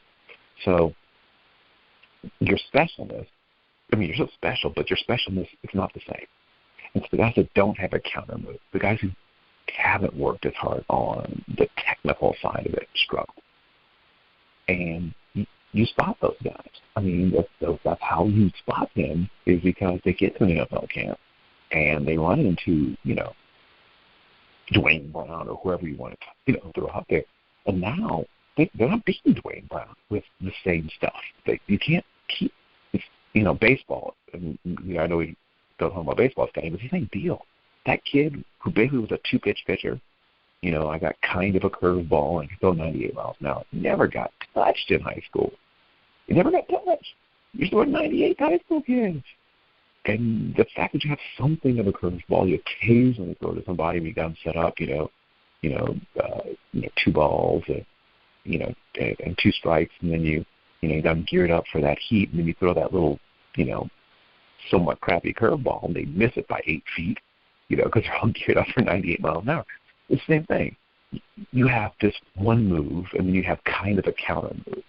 Well, that's it. And you're a freak, but you're not such a freak that they can't handle you anymore. Yeah, and mentally too. I was going to say mentally too. A lot of high school kids, when they have to go against Daquan Ball, I don't know his situation and what school he went to. I know it's a tough line, but they're not looking for all week to play him. In the NFL, even in college, is different. That's who they want to play, that guy. Nobody wanted to play Terrell Pryor in anything. He could do everything. He was too good.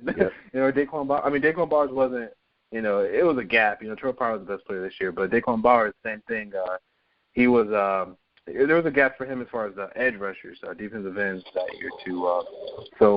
He was a guy that, hasn't had success in that all, but injuries have kind of held him back. If you don't mind me asking, who was the number 2 rated pass rusher, defensive end, whatever guy that year? The number 2 rated pass rusher actually that year, that's a good question. I'll look for Ethan Johnson. Wow. Actually. So not much better, to be honest. And then Armand Armstead, who is the older brother of Art. Yes, I remember Armand Armstead quite clearly. He was a really good player, and got lost in the sauce a little bit in college, and but still he was a guy that you could see physically he had what it took. I wondered at times about how badly he wanted it, though. Yeah, I do too. And then obviously he is kind of like banned from USC because he's through the school right now, so he's not really allowed there. So, but yeah, Mike Adams was a top player. I'll get into these guys. A guy that he was number 3. Mike Adams was 4. Number 3 on Rivals is Julio Jones. He exceeded. He probably. Honestly think he lived past his expectations. His high school forward in Alabama didn't really throw that much. He only caught 68 passes in the year, but 16 were touchdowns. And 58 of his catches were first downs. So, almost 100%. 90% of his catches were first downs. He just, they ran the ball, they threw to him when they needed him in the red zone and, on thirds, so he lived up to the hype for sure. At Alabama and now in the NFL, he's one of the top receivers in the country. In the NFL. Darrell Scott, at the time, had the record for most rushing yards. Yeah, from Colorado. Originally UCLA, USC, Colorado. Yeah. Or no, USC, Colorado, UCLA. His story was confusing. That's how it went. He confused her. Power back with decent speed. Power back. That's what I remember the most. He held the record. Yeah. And he held the record at the time in the state of California for most rushing yards and touchdowns before Toby Gerhart, another power back, broke that.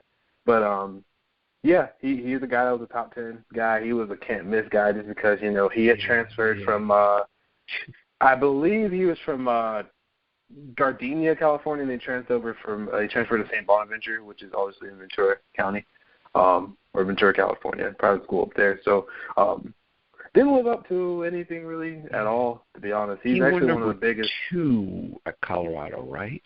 I think his number at Colorado was number 2, I believe. Yes, it was. It was 2. Yeah. 21 in high school, but 2 in Colorado. Yeah, he just, his weight actually kind of held him back. He's talked about it. He's pretty open. Obviously not in the NFL anymore or anything like that. But his weight fluctuated a lot. He was a big bag of height. He was 6 foot 210. He's kind of like 230, like 240. And people were kind of happy, but then like the way he looked wasn't the greatest. They were happy about the weight, and they saw him. They weren't too happy. So that was kind of a big deal. And he just was not fast. He was too slow, pretty much, to play. Even when he was not weighing a lot, he just wasn't that fast. So he's another guy that didn't make it from his class. But another receiver that did, that's at number 7. Hey, if you want receivers from 2008 class, you got him. AJ Green is in the top 10. He's obviously. Okay. Yeah, he's okay, right? He's pretty good. Let me stop there. I gotta move kind of quickly, but let me stop. Let me ask Jim a question from class. Would you rather have AJ Green from this class or Julio Jones? Well, AJ Green's been able to stay healthy, so I'd go with AJ Green.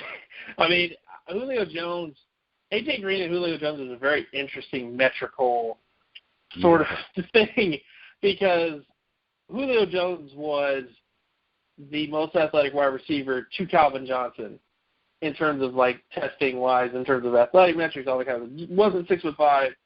Calvin Johnson. But there ever was a wide receiver that is kind of close to that, it's Julio Jones. But his production in Alabama was a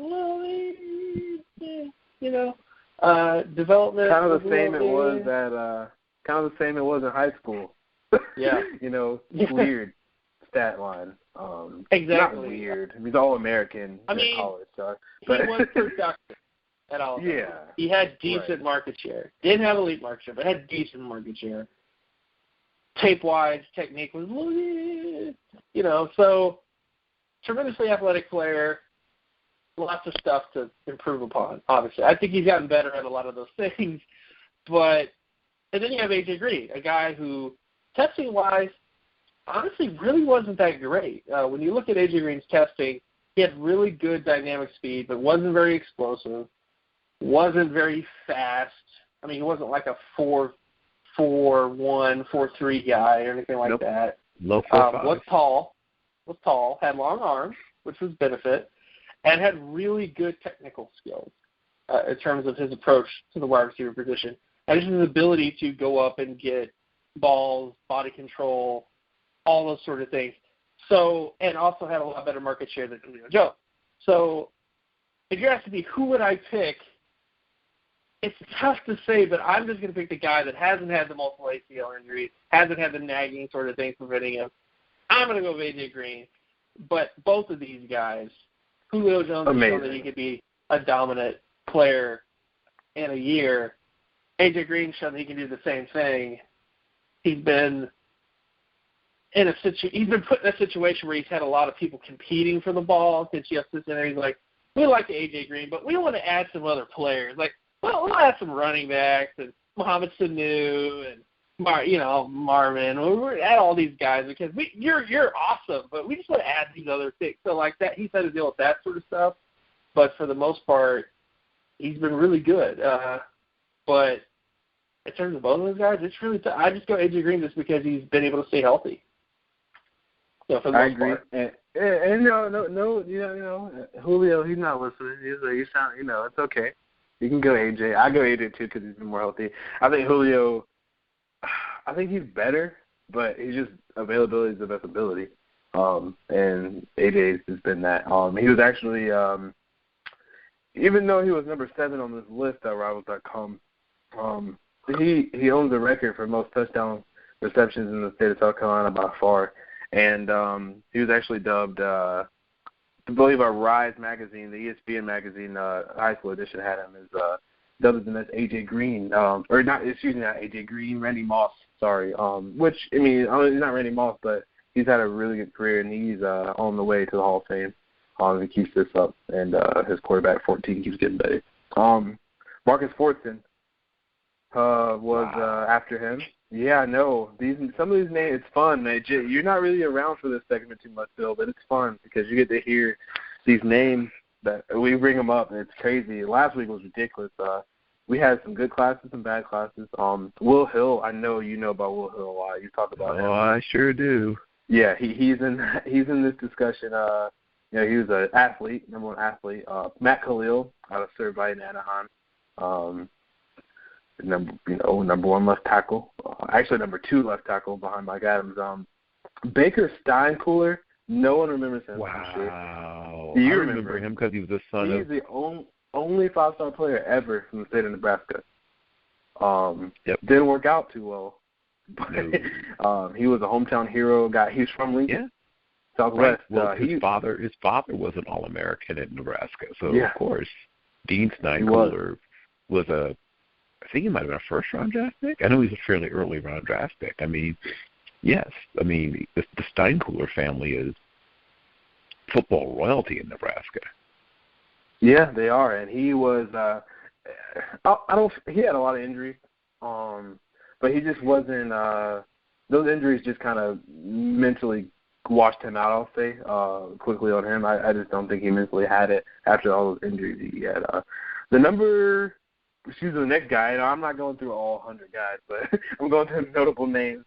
You might have heard of this guy. You might have had debates about him. He won the Elite 11 camp. He was a guy that just moved up. Bill, you hate this, I'm sure, but his stats weren't that great, kind of like in college. But in camp, he looked like the best quarterback, just like his pro day. And Blaine Gabbert is the quarterback I'm talking about. When Blaine Gabbert was a junior, he was a 3-star quarterback out of Missouri, 6'4", 205 pounds.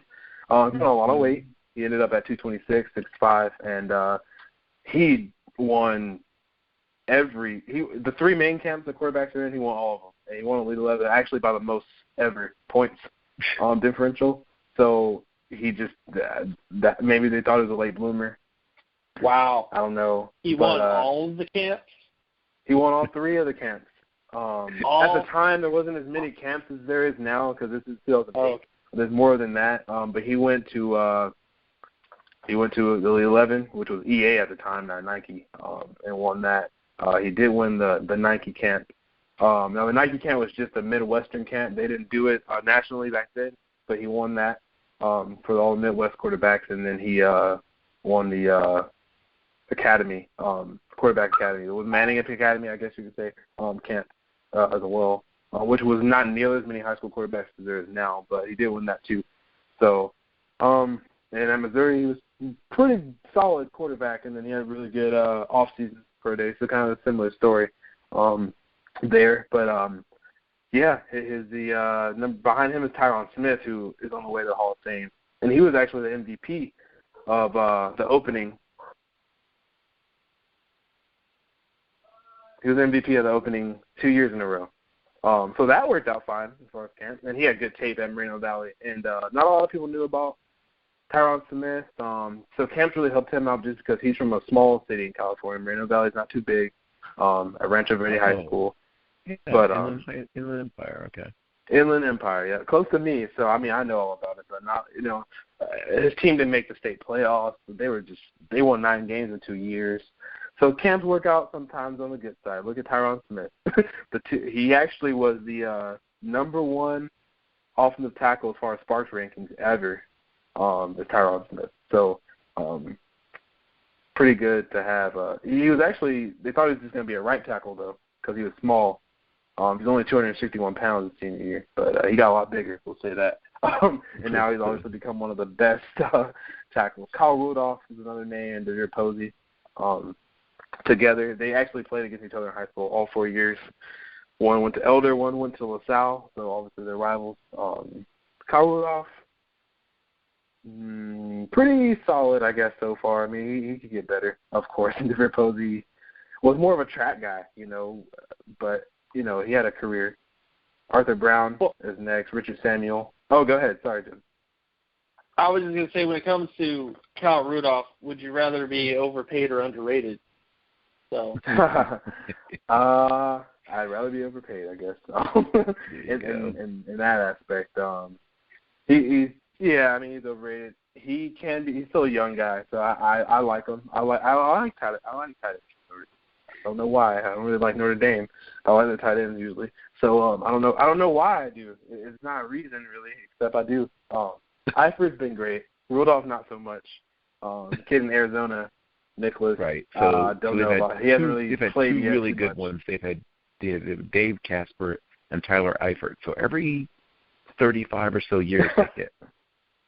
We'll see about they Colorado, don't. I trust his quarterback and his offensive coordinator. And Troy Nicholas is a project that I'm Troy Nicholas. in. I don't want to talk about that.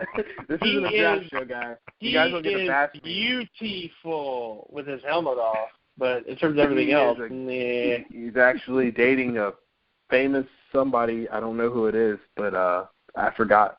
I have to get somebody. A famous girl singer. I don't know her name right now. She's famous. She's, I don't think he knows her name either, but I guess he likes it. I guess so. I know that he was on some magazine that's not football related, so at least something's working out for him. He's a good-looking guy. He dates. He's from he's the Matthews too, so I mean he's fine. If he doesn't make it. But Arthur Brown, who was one of my favorite players in this class. I had him higher than most people. He was just so good on both sides of the ball. One of the only 5-star players in the state of Kansas, actually. There's only 2. So he went to Miami. He had a well-traveled man with his brother. Bryce was traveled man, not Arthur. Arthur ended up being a pretty good player. Richard Samuel was at Georgia forever. Georgia, he had a bunch of injury problems, if I remember correctly. A lot of injury problems, yep. Jonathan Baldwin was a third receiver. Speaking of overrated. Yeah. Well, the funny thing is, if you just looked at this class and the wide receivers where they got drafted, you'd be like, man, this was the best wide receiver class of all time. They're all Michael Floyd is right behind them. They're all they're all first round guys. They're all American, all conference. Now Michael Floyd's pretty solid in college, and he's got a lot of injuries, and he's kind of doing his thing in Arizona. But Jonathan Baldwin, Michael Floyd, AJ Green, Julio Jones are the 4 receivers. Daron Bryden was ahead of them, but Daron Bryden was, like I said, he had a pretty solid career at Ohio State. Quarterbacks, the second guy behind Blaine Gabbert is a quarterback that nobody really likes either. I think I'm being mean. Dane Crisp was number 2 behind those guys. And to be fair, Terrell Pryor didn't compete in the Elite 11 competition, so that really just opened it. He didn't. What's the point? He was just too good to compete in that competition. It was like Josh Rosen did bad too, but I don't think he really even necessarily wanted to be that much.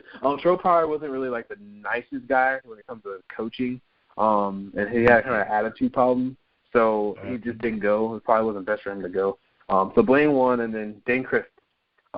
Who I saw Dane Crisp play in high school, man. I actually saw Dane Crisp out of Sherman Oaks, Notre Dame, play Matt Barkley when Matt Barkley was a junior. And I was like, he got outplayed by Matt Barkley, but he looked good. He was just so slow that I was wondering if that would translate. But everyone loved him because he was 6'5", 228 pounds, and his arm strength was just a flick of the wrist, man, like Ryan Mallett type arm strength or whoever you want to name. But didn't work out. Obviously. Kansas or Notre Dame with Charlie Weiss. He was with Charlie Weiss forever. Yeah. Charlie said, I saw Chris in person also at the NFLPA game practices and the NFLPA game. He, once again, if you're talking about looking the part, I mean, Troy Nicholas looks the part. Gabbert looks the part. He looked like an NFL quarterback. The problem was he wasn't just slow physically. He was slow mentally.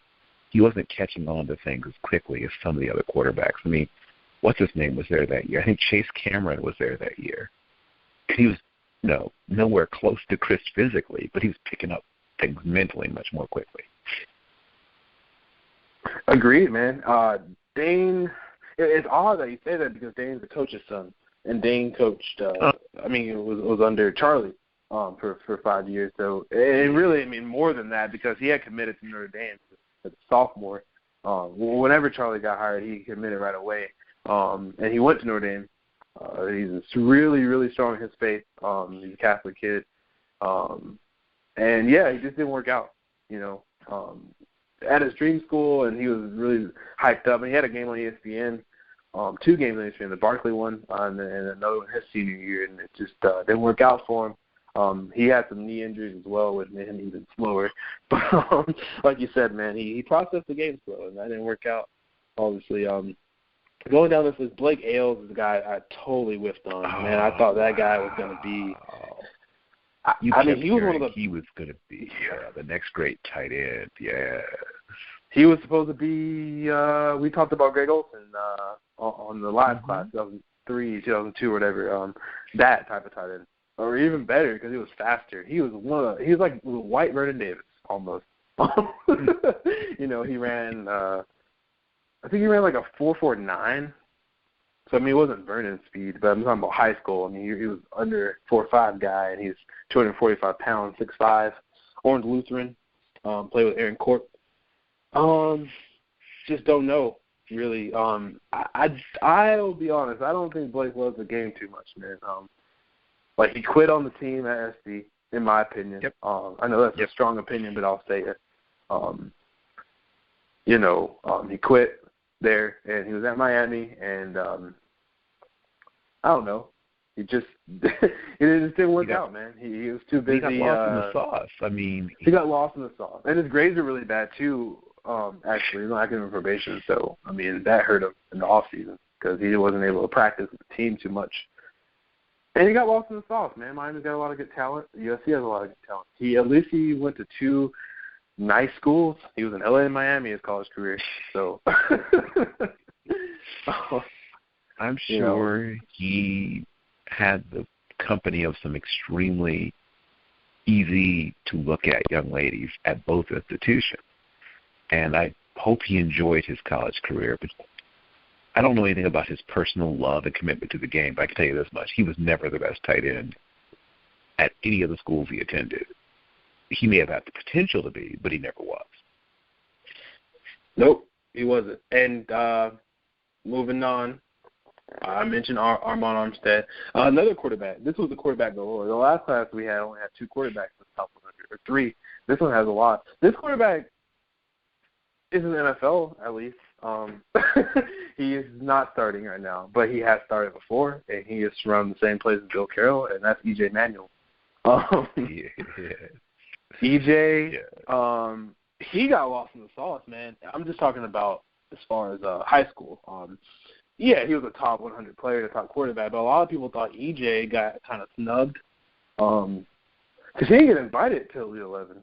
And he ended up being, his senior tape was so good that, everyone had him as a top quarterback. And it's like, man, we missed on that guy. But, Virginia Beach kid, obviously, Bayside High School.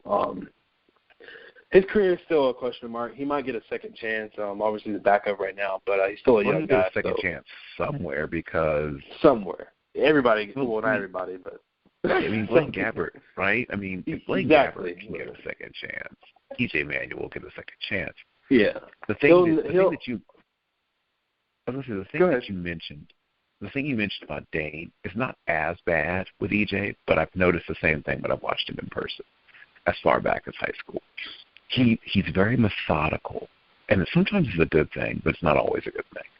He's super hardworking, has a great work ethic, has a great high-character kid, great family.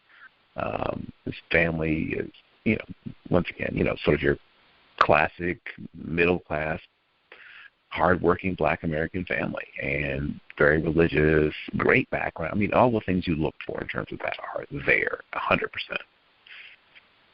But I've seen him, when things go to chaos around him, which is going to happen if you're a quarterback of a bad team, and most first-round quarterbacks go to bad teams, unless they are an Aaron Rodgers kind of situation, which is unusual, but most young quarterbacks who get drafted early go to teams that are bad. And he doesn't have that natural ability to fix it on the fly. The thing that people loved about Manziel, who also has struggled with certain aspects of the game on the mental side, but he does have that ability to, okay, I'm going to come up with something. And it may not be the right something, but he comes up with something. And EJ is still trying to get to that point. He doesn't have that natural sense of, okay, that fell apart. That didn't work the way that we planned it.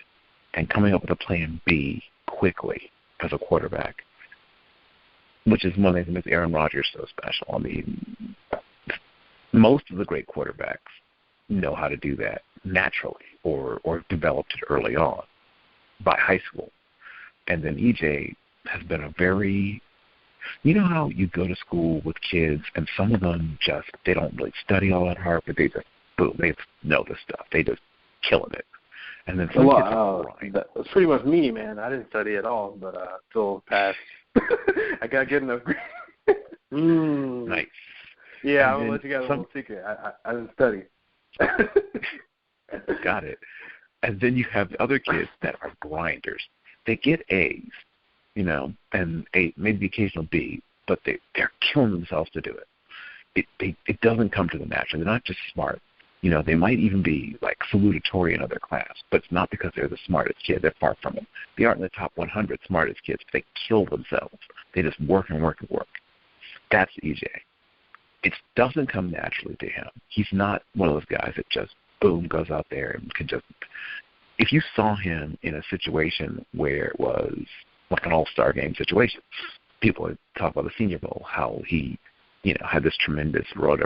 But look at the early practices. He was struggling early on, but he worked and worked and worked and worked and worked. And he would stay after the coaches after practice and, call them, ask them things, and talk to other people and, bother some of the receivers to work on him with stuff. And so he was that guy. He just outworked everybody and pushed himself up. So that by the time of the last couple of practices, especially the last real practice, because if you've been in the Senior Bowl, you know that it's like, the first day it's kind of like, here's your stuff, installation, walk through a little bit. Then you have a first full speed practice the second day, and then you have that next day is sort of the practice. The offense is kind of installed, you've got pads on, whatever, and you're hitting. And then you got to take it back down a notch the day after that. And then, of course, the last day is the walkthrough. So for EJ, he's always been that kid that from high school and whatever, I mean, he was at the best thing when he was little, because he's such a freak athlete to normal athletes.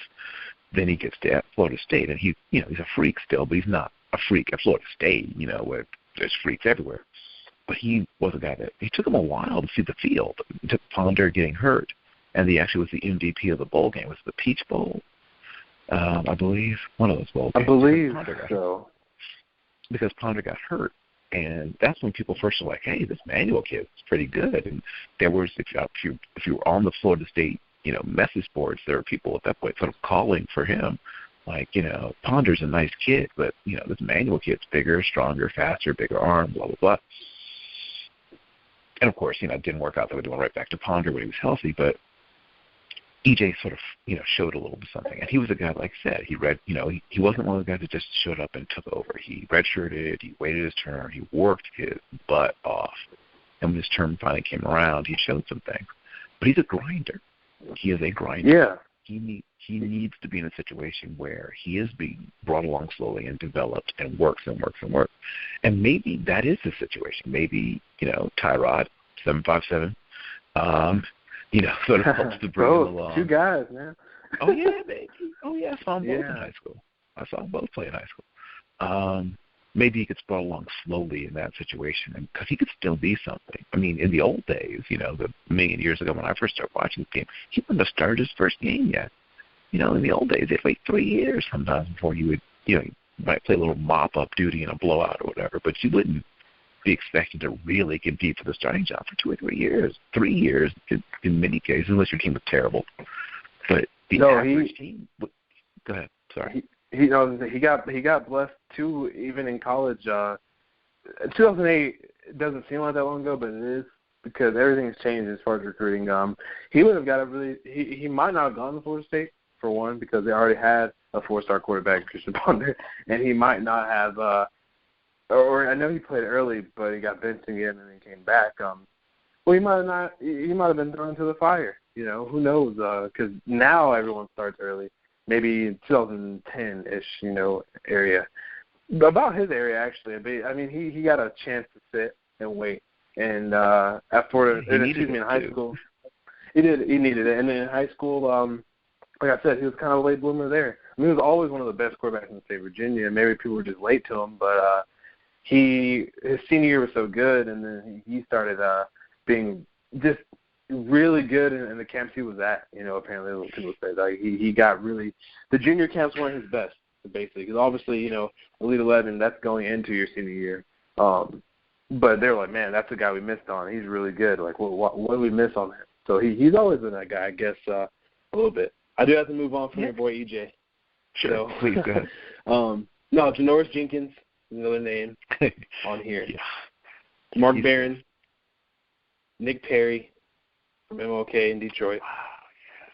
A lot of names. Mike Glennon, another quarterback from Virginia. Maybe not your area code, but he's from Virginia as well. I'm very familiar with the Glennon brothers. Yeah. Yeah, he Barrett Jones, obviously, his dad played basketball at Alabama. He was a senior under A.J. McCarron, and Nick Saban, forever, a lot of championships won there. Going down the list now, there's a quarterback that has been getting a lot of flack in NFL, but, however, he's still one of the best quarterbacks in the NFL, just having a bad year. Andrew Luck. Andrew Luck was on this quarterback list. I know, we just named all these other quarterbacks. You'd probably rather have Andrew Luck than all of them, I'm sure, because, he's actually starting, unlike the other ones. But Andrew Luck comes in as the next name. And people always ask me why Andrew Luck was only a 4. Why wasn't he a 5? Why was Andrew Luck under-recruited? I mean, he wasn't really under-recruited, man. He's a top 100 player. He's a 4-star quarterback. It's just that's how it happens. I don't know why. There's no reason. He played good. The other guys just looked better. This was supposed to be like how this quarterback class is 2015, this quarterback class. I mean, I've just named off guys that people thought Blaine Gabbert, Dan Chris, Terrell Pryor. If those guys had actually worked out how they're supposed to be, this probably would be the best quarterback class ever. But ends up, being Andrew Luck is the best quarterback in this class. So, he comes in pretty late, I know, but Jonas Gray comes in after him. Chris Tolliver that went to LSU. All the Tollivers go to LSU, of course. Bryce Butler, another guy that might have played with the Raiders, Jim. SDSU, USC guy. Corey Legit out of Illinois. Oh, Corey from Florida. Yeah, TJ Bryant. Man, that's going way back. Tommy Streeter. Gosh, Stacey McGee. Tavares King was in the class as well. Darius Fleming, Notre Dame. DJ Shoemate. Yeah, it's crazy. Even Nick Moody was in this class. But I want to give Jim the last ring before I close this out from this class. I'm going to go back to Andrew Luck. Jim. What can Andrew Luck be good again? Or some people are, I think they're over exaggerating, man. Like some people are like Andrew Luck's done. You know, he's just Andrew not. Luck, he is what he is me, now. He's you know? terrible. He's a horrible quarterback. I can't believe that people couldn't see these things before they started. He's awful. He's trash. He's probably one of the worst. Probably one of the worst. You know, he's probably one of the worst busts at quarterback we've ever had because he gave you this sense of he's going to be great. He's going to be the greatest of all time. And then it all came crumbling down. And then I feel the sarcasm. A little bit. No, Andrew Luck is fine. Look, the Colts are a terrible team. They have one of the worst offensive lines in the NFL, if not the worst offensive line. They have Jack Mewhort playing tackle. I don't even know who their left tackle is. Costanzo, something, you know, I mean. Costanzo, yeah, he's okay. Their guards are blah. Their centers are blah. They don't know how to manage talent on the team. Their defense has some good players. I mean, Vontae Davis is a terrific player, and they also drafted a few guys that were interesting, but for the most part, they're terrible. It's a terrible football team. I think I remember Phillip Rivers had a point where, like, oh, Phillip Rivers sucks. He's not good anymore, and then he comes back and he's good. Andrew Luck is a good quarterback who's on a terrible team, and I don't care who you are. If you're getting constant pressure in your face and constantly being hit and being rung into the dirt, and some of this stuff is his own fault. I mean, some of his bad habits don't mesh well with this offensive line. But for the most part, this isn't all on him, man. This is institutional quarterback traumatization, you know, shaken quarterback syndrome, whatever you want to call it. This is what's happening to Andrew Luck. And I think he's going to be a good quarterback going forward, but they have to address serious issues on that roster before he can recover, because otherwise you could have a situation where he's no longer the same quarterback, because if he's constantly being hit, constantly being beat up, constantly being destroyed and demolished, you know, but he's definitely a great quarterback, but this is just not that year because bad habits on top of injuries, on top of bad offensive line play, on top of everything else. So I think he'll be back, but this is obviously not his year. Nope, it's not. And I don't agree with those. And they say the people that are super down Andrew Luck, I laugh at it. You know, the team's not good. These people loved Andrew Luck. These people worship Andrew Luck. These are like the worst people on the planet. They love him so much, and then they turn around and they hate him. Like that's those how people. how it is, man. You know how the game worst. is. The social media game is too strong sometimes with our generation. So you know that's how it is. Andrew Luck will be fine. The team's not as good as Vegas. You love them, now you hate them. Thought, I guess. They needed, what Jim said, to draft more linemen, so maybe skill position guys, and get a better defense, and they'll be fine. They're in a division that's not too strong. NFL is just a weird thing. I mean, everything turns around so fast sometimes, and things happen all of a sudden. So that's just sports. I guess that's just NFL too. But Andrew Luck, as far as this class goes, 2008, so far he's the best player from the class. Julio and AJ are really good too, like I said, and there's some other good ones too that weren't in the top 100, of course. But I just go over the top 100 guys, and because I usually like to just look back at guys that like Dan Chris, like, man, what happened? Or like, but there's some good players too, like Andrew Luck or whoever. So I'm gonna close the show. I thank you guys for coming on. Tonight's show is the longest, which I enjoy. I had more time to do this show.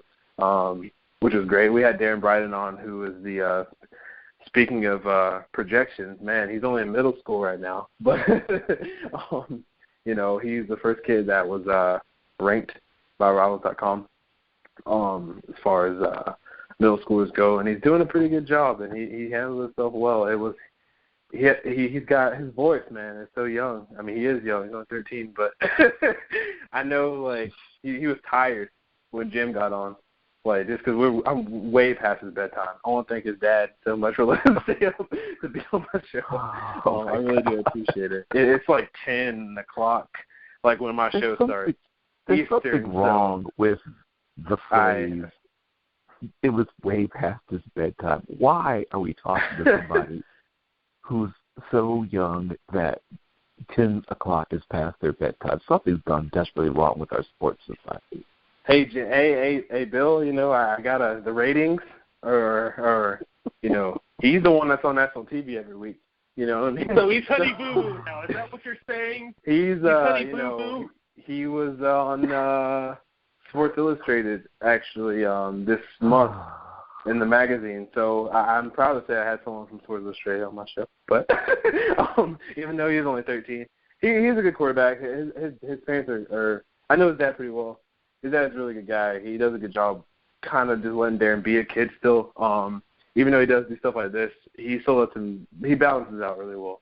So, I mean, I appreciate him coming on the show early. It would definitely was past his bedtime. But we got him out of here as soon as we could. I don't know how to raise a teenager, but, I know they're supposed to go to bed early. It's like Tuesday, so, he's probably going to go to school tomorrow. But anyway, I mean, Brian Swartz on, of course, from Vegas. Going over the top 25, the Pac-5, too, as far as the top teams in California and in Orange County and LA area. It's going to be fun, man. There's some really good matchups. I can't wait to see Sarah, high schoolers in modern day, and really can't wait to see Bishop Ahmad versus Oaks Christian as well. Oaks Christian's kind of back. Mission Viejo plays Meredith Valley. IMG could possibly be playing in another game. The season's over right now, but they're trying to play somebody else, Colquitt County out of Georgia, so we'll keep you up to date with that. Brandon Kiley was on earlier talking Missouri football, Missouri recruiting. He answered some really good questions that Jim had and that I had as well. And then you guys closed it out for me. Thank you, with the recruiting class, 2008 recruiting class. And, next recruiting class is going to be 2009, which was Bryce Brown, not Arthur, his younger brother. That, DJ Fluker, Sheldon Richardson, Matt Barkley, that class, Trent Richardson. That's going to be a loaded class that I can't wait to talk about because, there's a lot of players that, I missed on. There's some guys I hit too, so it's going to be a fun class to talk about. And, of course, we'll, review the top 25 games and preview the next week's games as well. We'll do our top 4 as far as high school football goes. We're also going to have Luke Falk's quarterback coach on from Utah, Ogden, Utah. Luke Falk, man, he's one of the best quarterbacks in the country. It happened really fast, for him. He had a weird high school career. He was at Utah in high school. He transferred to Oaks Christian after Jimmy Cobern, and everybody left. Brandon Dawkins was there. He never played, though. He moved from Ogden, Utah to L.A. It just was too much. He got overwhelmed. He talked about it, actually, a little bit. It was just too much. He was talking about how, he had this old beat-up pickup truck and people were driving BMWs to school. There was, famous kids there. It was too much. So he transferred back. He had to sit out a whole year, though, because of the transfer. He had to sit out his whole junior year. Then he got hurt his senior year. But he would have been a 4 or 5-star guy. It's weird. That's how recruiting is. You got to watch out for little stuff like that. He just had an interesting life and situation. Actually was committed to LSU. And he had to walk on at Washington State. How the tides changed, right, in 2 years? Committed to LSU one day, and 2 years later he had walking on at Wazoo. But now it doesn't matter because he's one of the top quarterbacks in the country. Wazoo was in top 25, where nobody thought they would. I mean, people thought Mike Leach was going to get fired. I did, I didn't think he would make it. They might make the Pac-12. That's true. Yeah. Well, they might. I mean, I it's hope you funny. don't run into Mike Leach in public. So I hope not. I'll give him all the credit in the world, and I would be like, I'm sorry I doubted you. And I never doubted Luke's fault. It was just the team, really. I mean, I knew Luke was going to be everything that people wanted Connor Holiday to be. It was all Luke Falk, man. Luke Falk was the most talented quarterback on the roster. Got to let the depth chart play out. Luke Falk's a great quarterback. I hope he doesn't come out because I know people are talking about him in the NFL draft, but he's really young. He's only 20. He's a sophomore still, so he's a redshirt sophomore, though. But I hope he stays. But we're going to have the quarterback coach talk about him a little bit next week. And, we'll get into some other things too. We'll see. It just depends what happens in the crazy week of football. Jim Cobern, let the people know where to find and follow your work. Sure, you can find my work at draftcoburn.wordpress.com. You can also find it at NFL Spin Zone and Fansided. And you can also follow me on Twitter at capital J, little M, little C, little O, little B, little E, little R, little N1. And, it was a great show, and I'll definitely see you next week. So. And of course, Jim, thanks for coming on. And like I always ask you the game of the week. I get your predictions. This week is Ohio State, Michigan State. Who do you have? Ohio State, man. So I just think that defensively speaking, they're going to rattle Connor Cook, and I think offensively, this is the week they turn things together. I mean, if you remember last year, Ohio State was kind of up and down a little bit and finally got their stuff going at the end. I think that's what this team's going to look like with JT Barrett leading the way. Oh, all right. Well, Bill, what about you? Where can they find and follow your work? And then Ohio State, Michigan State predictions. Okay. I have an article that'll be out by Thursday, I believe, on Nuts and Bolts Sports with the HBCU all-time, football team, first team, second team, and all mentions. And by Thursday, I will have an article, or maybe Friday, but more likely Thursday, either Thursday or Friday, dropping an article on Fanspeed, once again, about, actually, Ohio State, Michigan State, scouts' point of view, players to look for, and obviously, some notes on strengths, weaknesses, pro projections on some of the players that'll be in that game. You can follow me on Twitter either at 11 Bravo, that's the word 11, Bravo 138, or B Carroll, BCARROLL 138 at Twitter. And, Ohio State. I mean, all the things that Jim said, and I think you'll see a difference in team speed. Not that Michigan State is an unathletic team, but they're not as athletic as Ohio State, and it'll show up. I agree with you guys. I wanted to save it, but I didn't really know suspense, so I'm going to go with the Ohio State. I think it's going to be really close. I know Michigan State struggled, but I think this game's going to be really close just because of the matchups of the strengths that Michigan State does have up front. I think Connor Cook will play pretty good. I know he's a little banged up right now, but I think he'll play pretty good. I think it's 38 to 30. Speed, too much. And, I mean, the matchups are galore. We can have a whole show about that because there's just too many for our NFL draft guys. And then, like I said last week with the Oklahoma Baylor game, recruits galore. Don't have a number. Last week was 15, Bill, actually, at the Baylor-Oklahoma game. Wow. 15 recruits, either unofficial or unofficial distance. I think there's 11 or 10 for this game. Ohio State already pretty much has the recruiting class set up. They do a lot of late recruiting. They don't do a lot during the season. Urban just gets his guys early, sophomore, junior guys, and then he'll come back and steal guys at the end of the season. That's how he does it. Michigan State, same way. Not really the same way because they don't recruit as good as Ohio State, but they have their guys pretty much committed. I mean, Ohio State's just so far advanced. They got guys that are coming in. They got 3 or 4 guys that are about to graduate high school early so they can get Ohio State next month. So, that's just what they do. They're better than pretty much everybody recruiting. But it'll be some battles for sure. I keep forgetting to get to the fan stuff, which is not good because of the fans that are asking things. So I guess I'll let Bill handle this one, because I'm not too sure about it. You'll probably get a laugh out of it. Somebody had a question about Jacob Coker. Okay. Is Jacob Coker, or does Jacob Coker, rather, deserve an invite to the Senior Bowl? And I guess he's an Alabama fan because he has Alabama FTL as his name. Roll Tide, Baylor. So does Jacob Coker, I mean, he has played better, but does he deserve a Senior Bowl invite? If it were up to me, the answer is no. But as Jim has pointed out, there's a pretty good chance he won't be there. I think there's other better quarterbacks, but he is a guy that there's some NFL interest in because he's, big kid with an arm. And Got some feet too, actually. He's got some feet, some better feet than I thought he did. Like running wise, maybe not footwork, right. but like his athleticism. Exactly. Right, and Saban's going to push for him, and Phil Savage is pretty close to the Alabama program, so a lot of things make it very possible. I don't, like I said, I think there's better options, but there's a pretty good chance they'll be there. Agreed.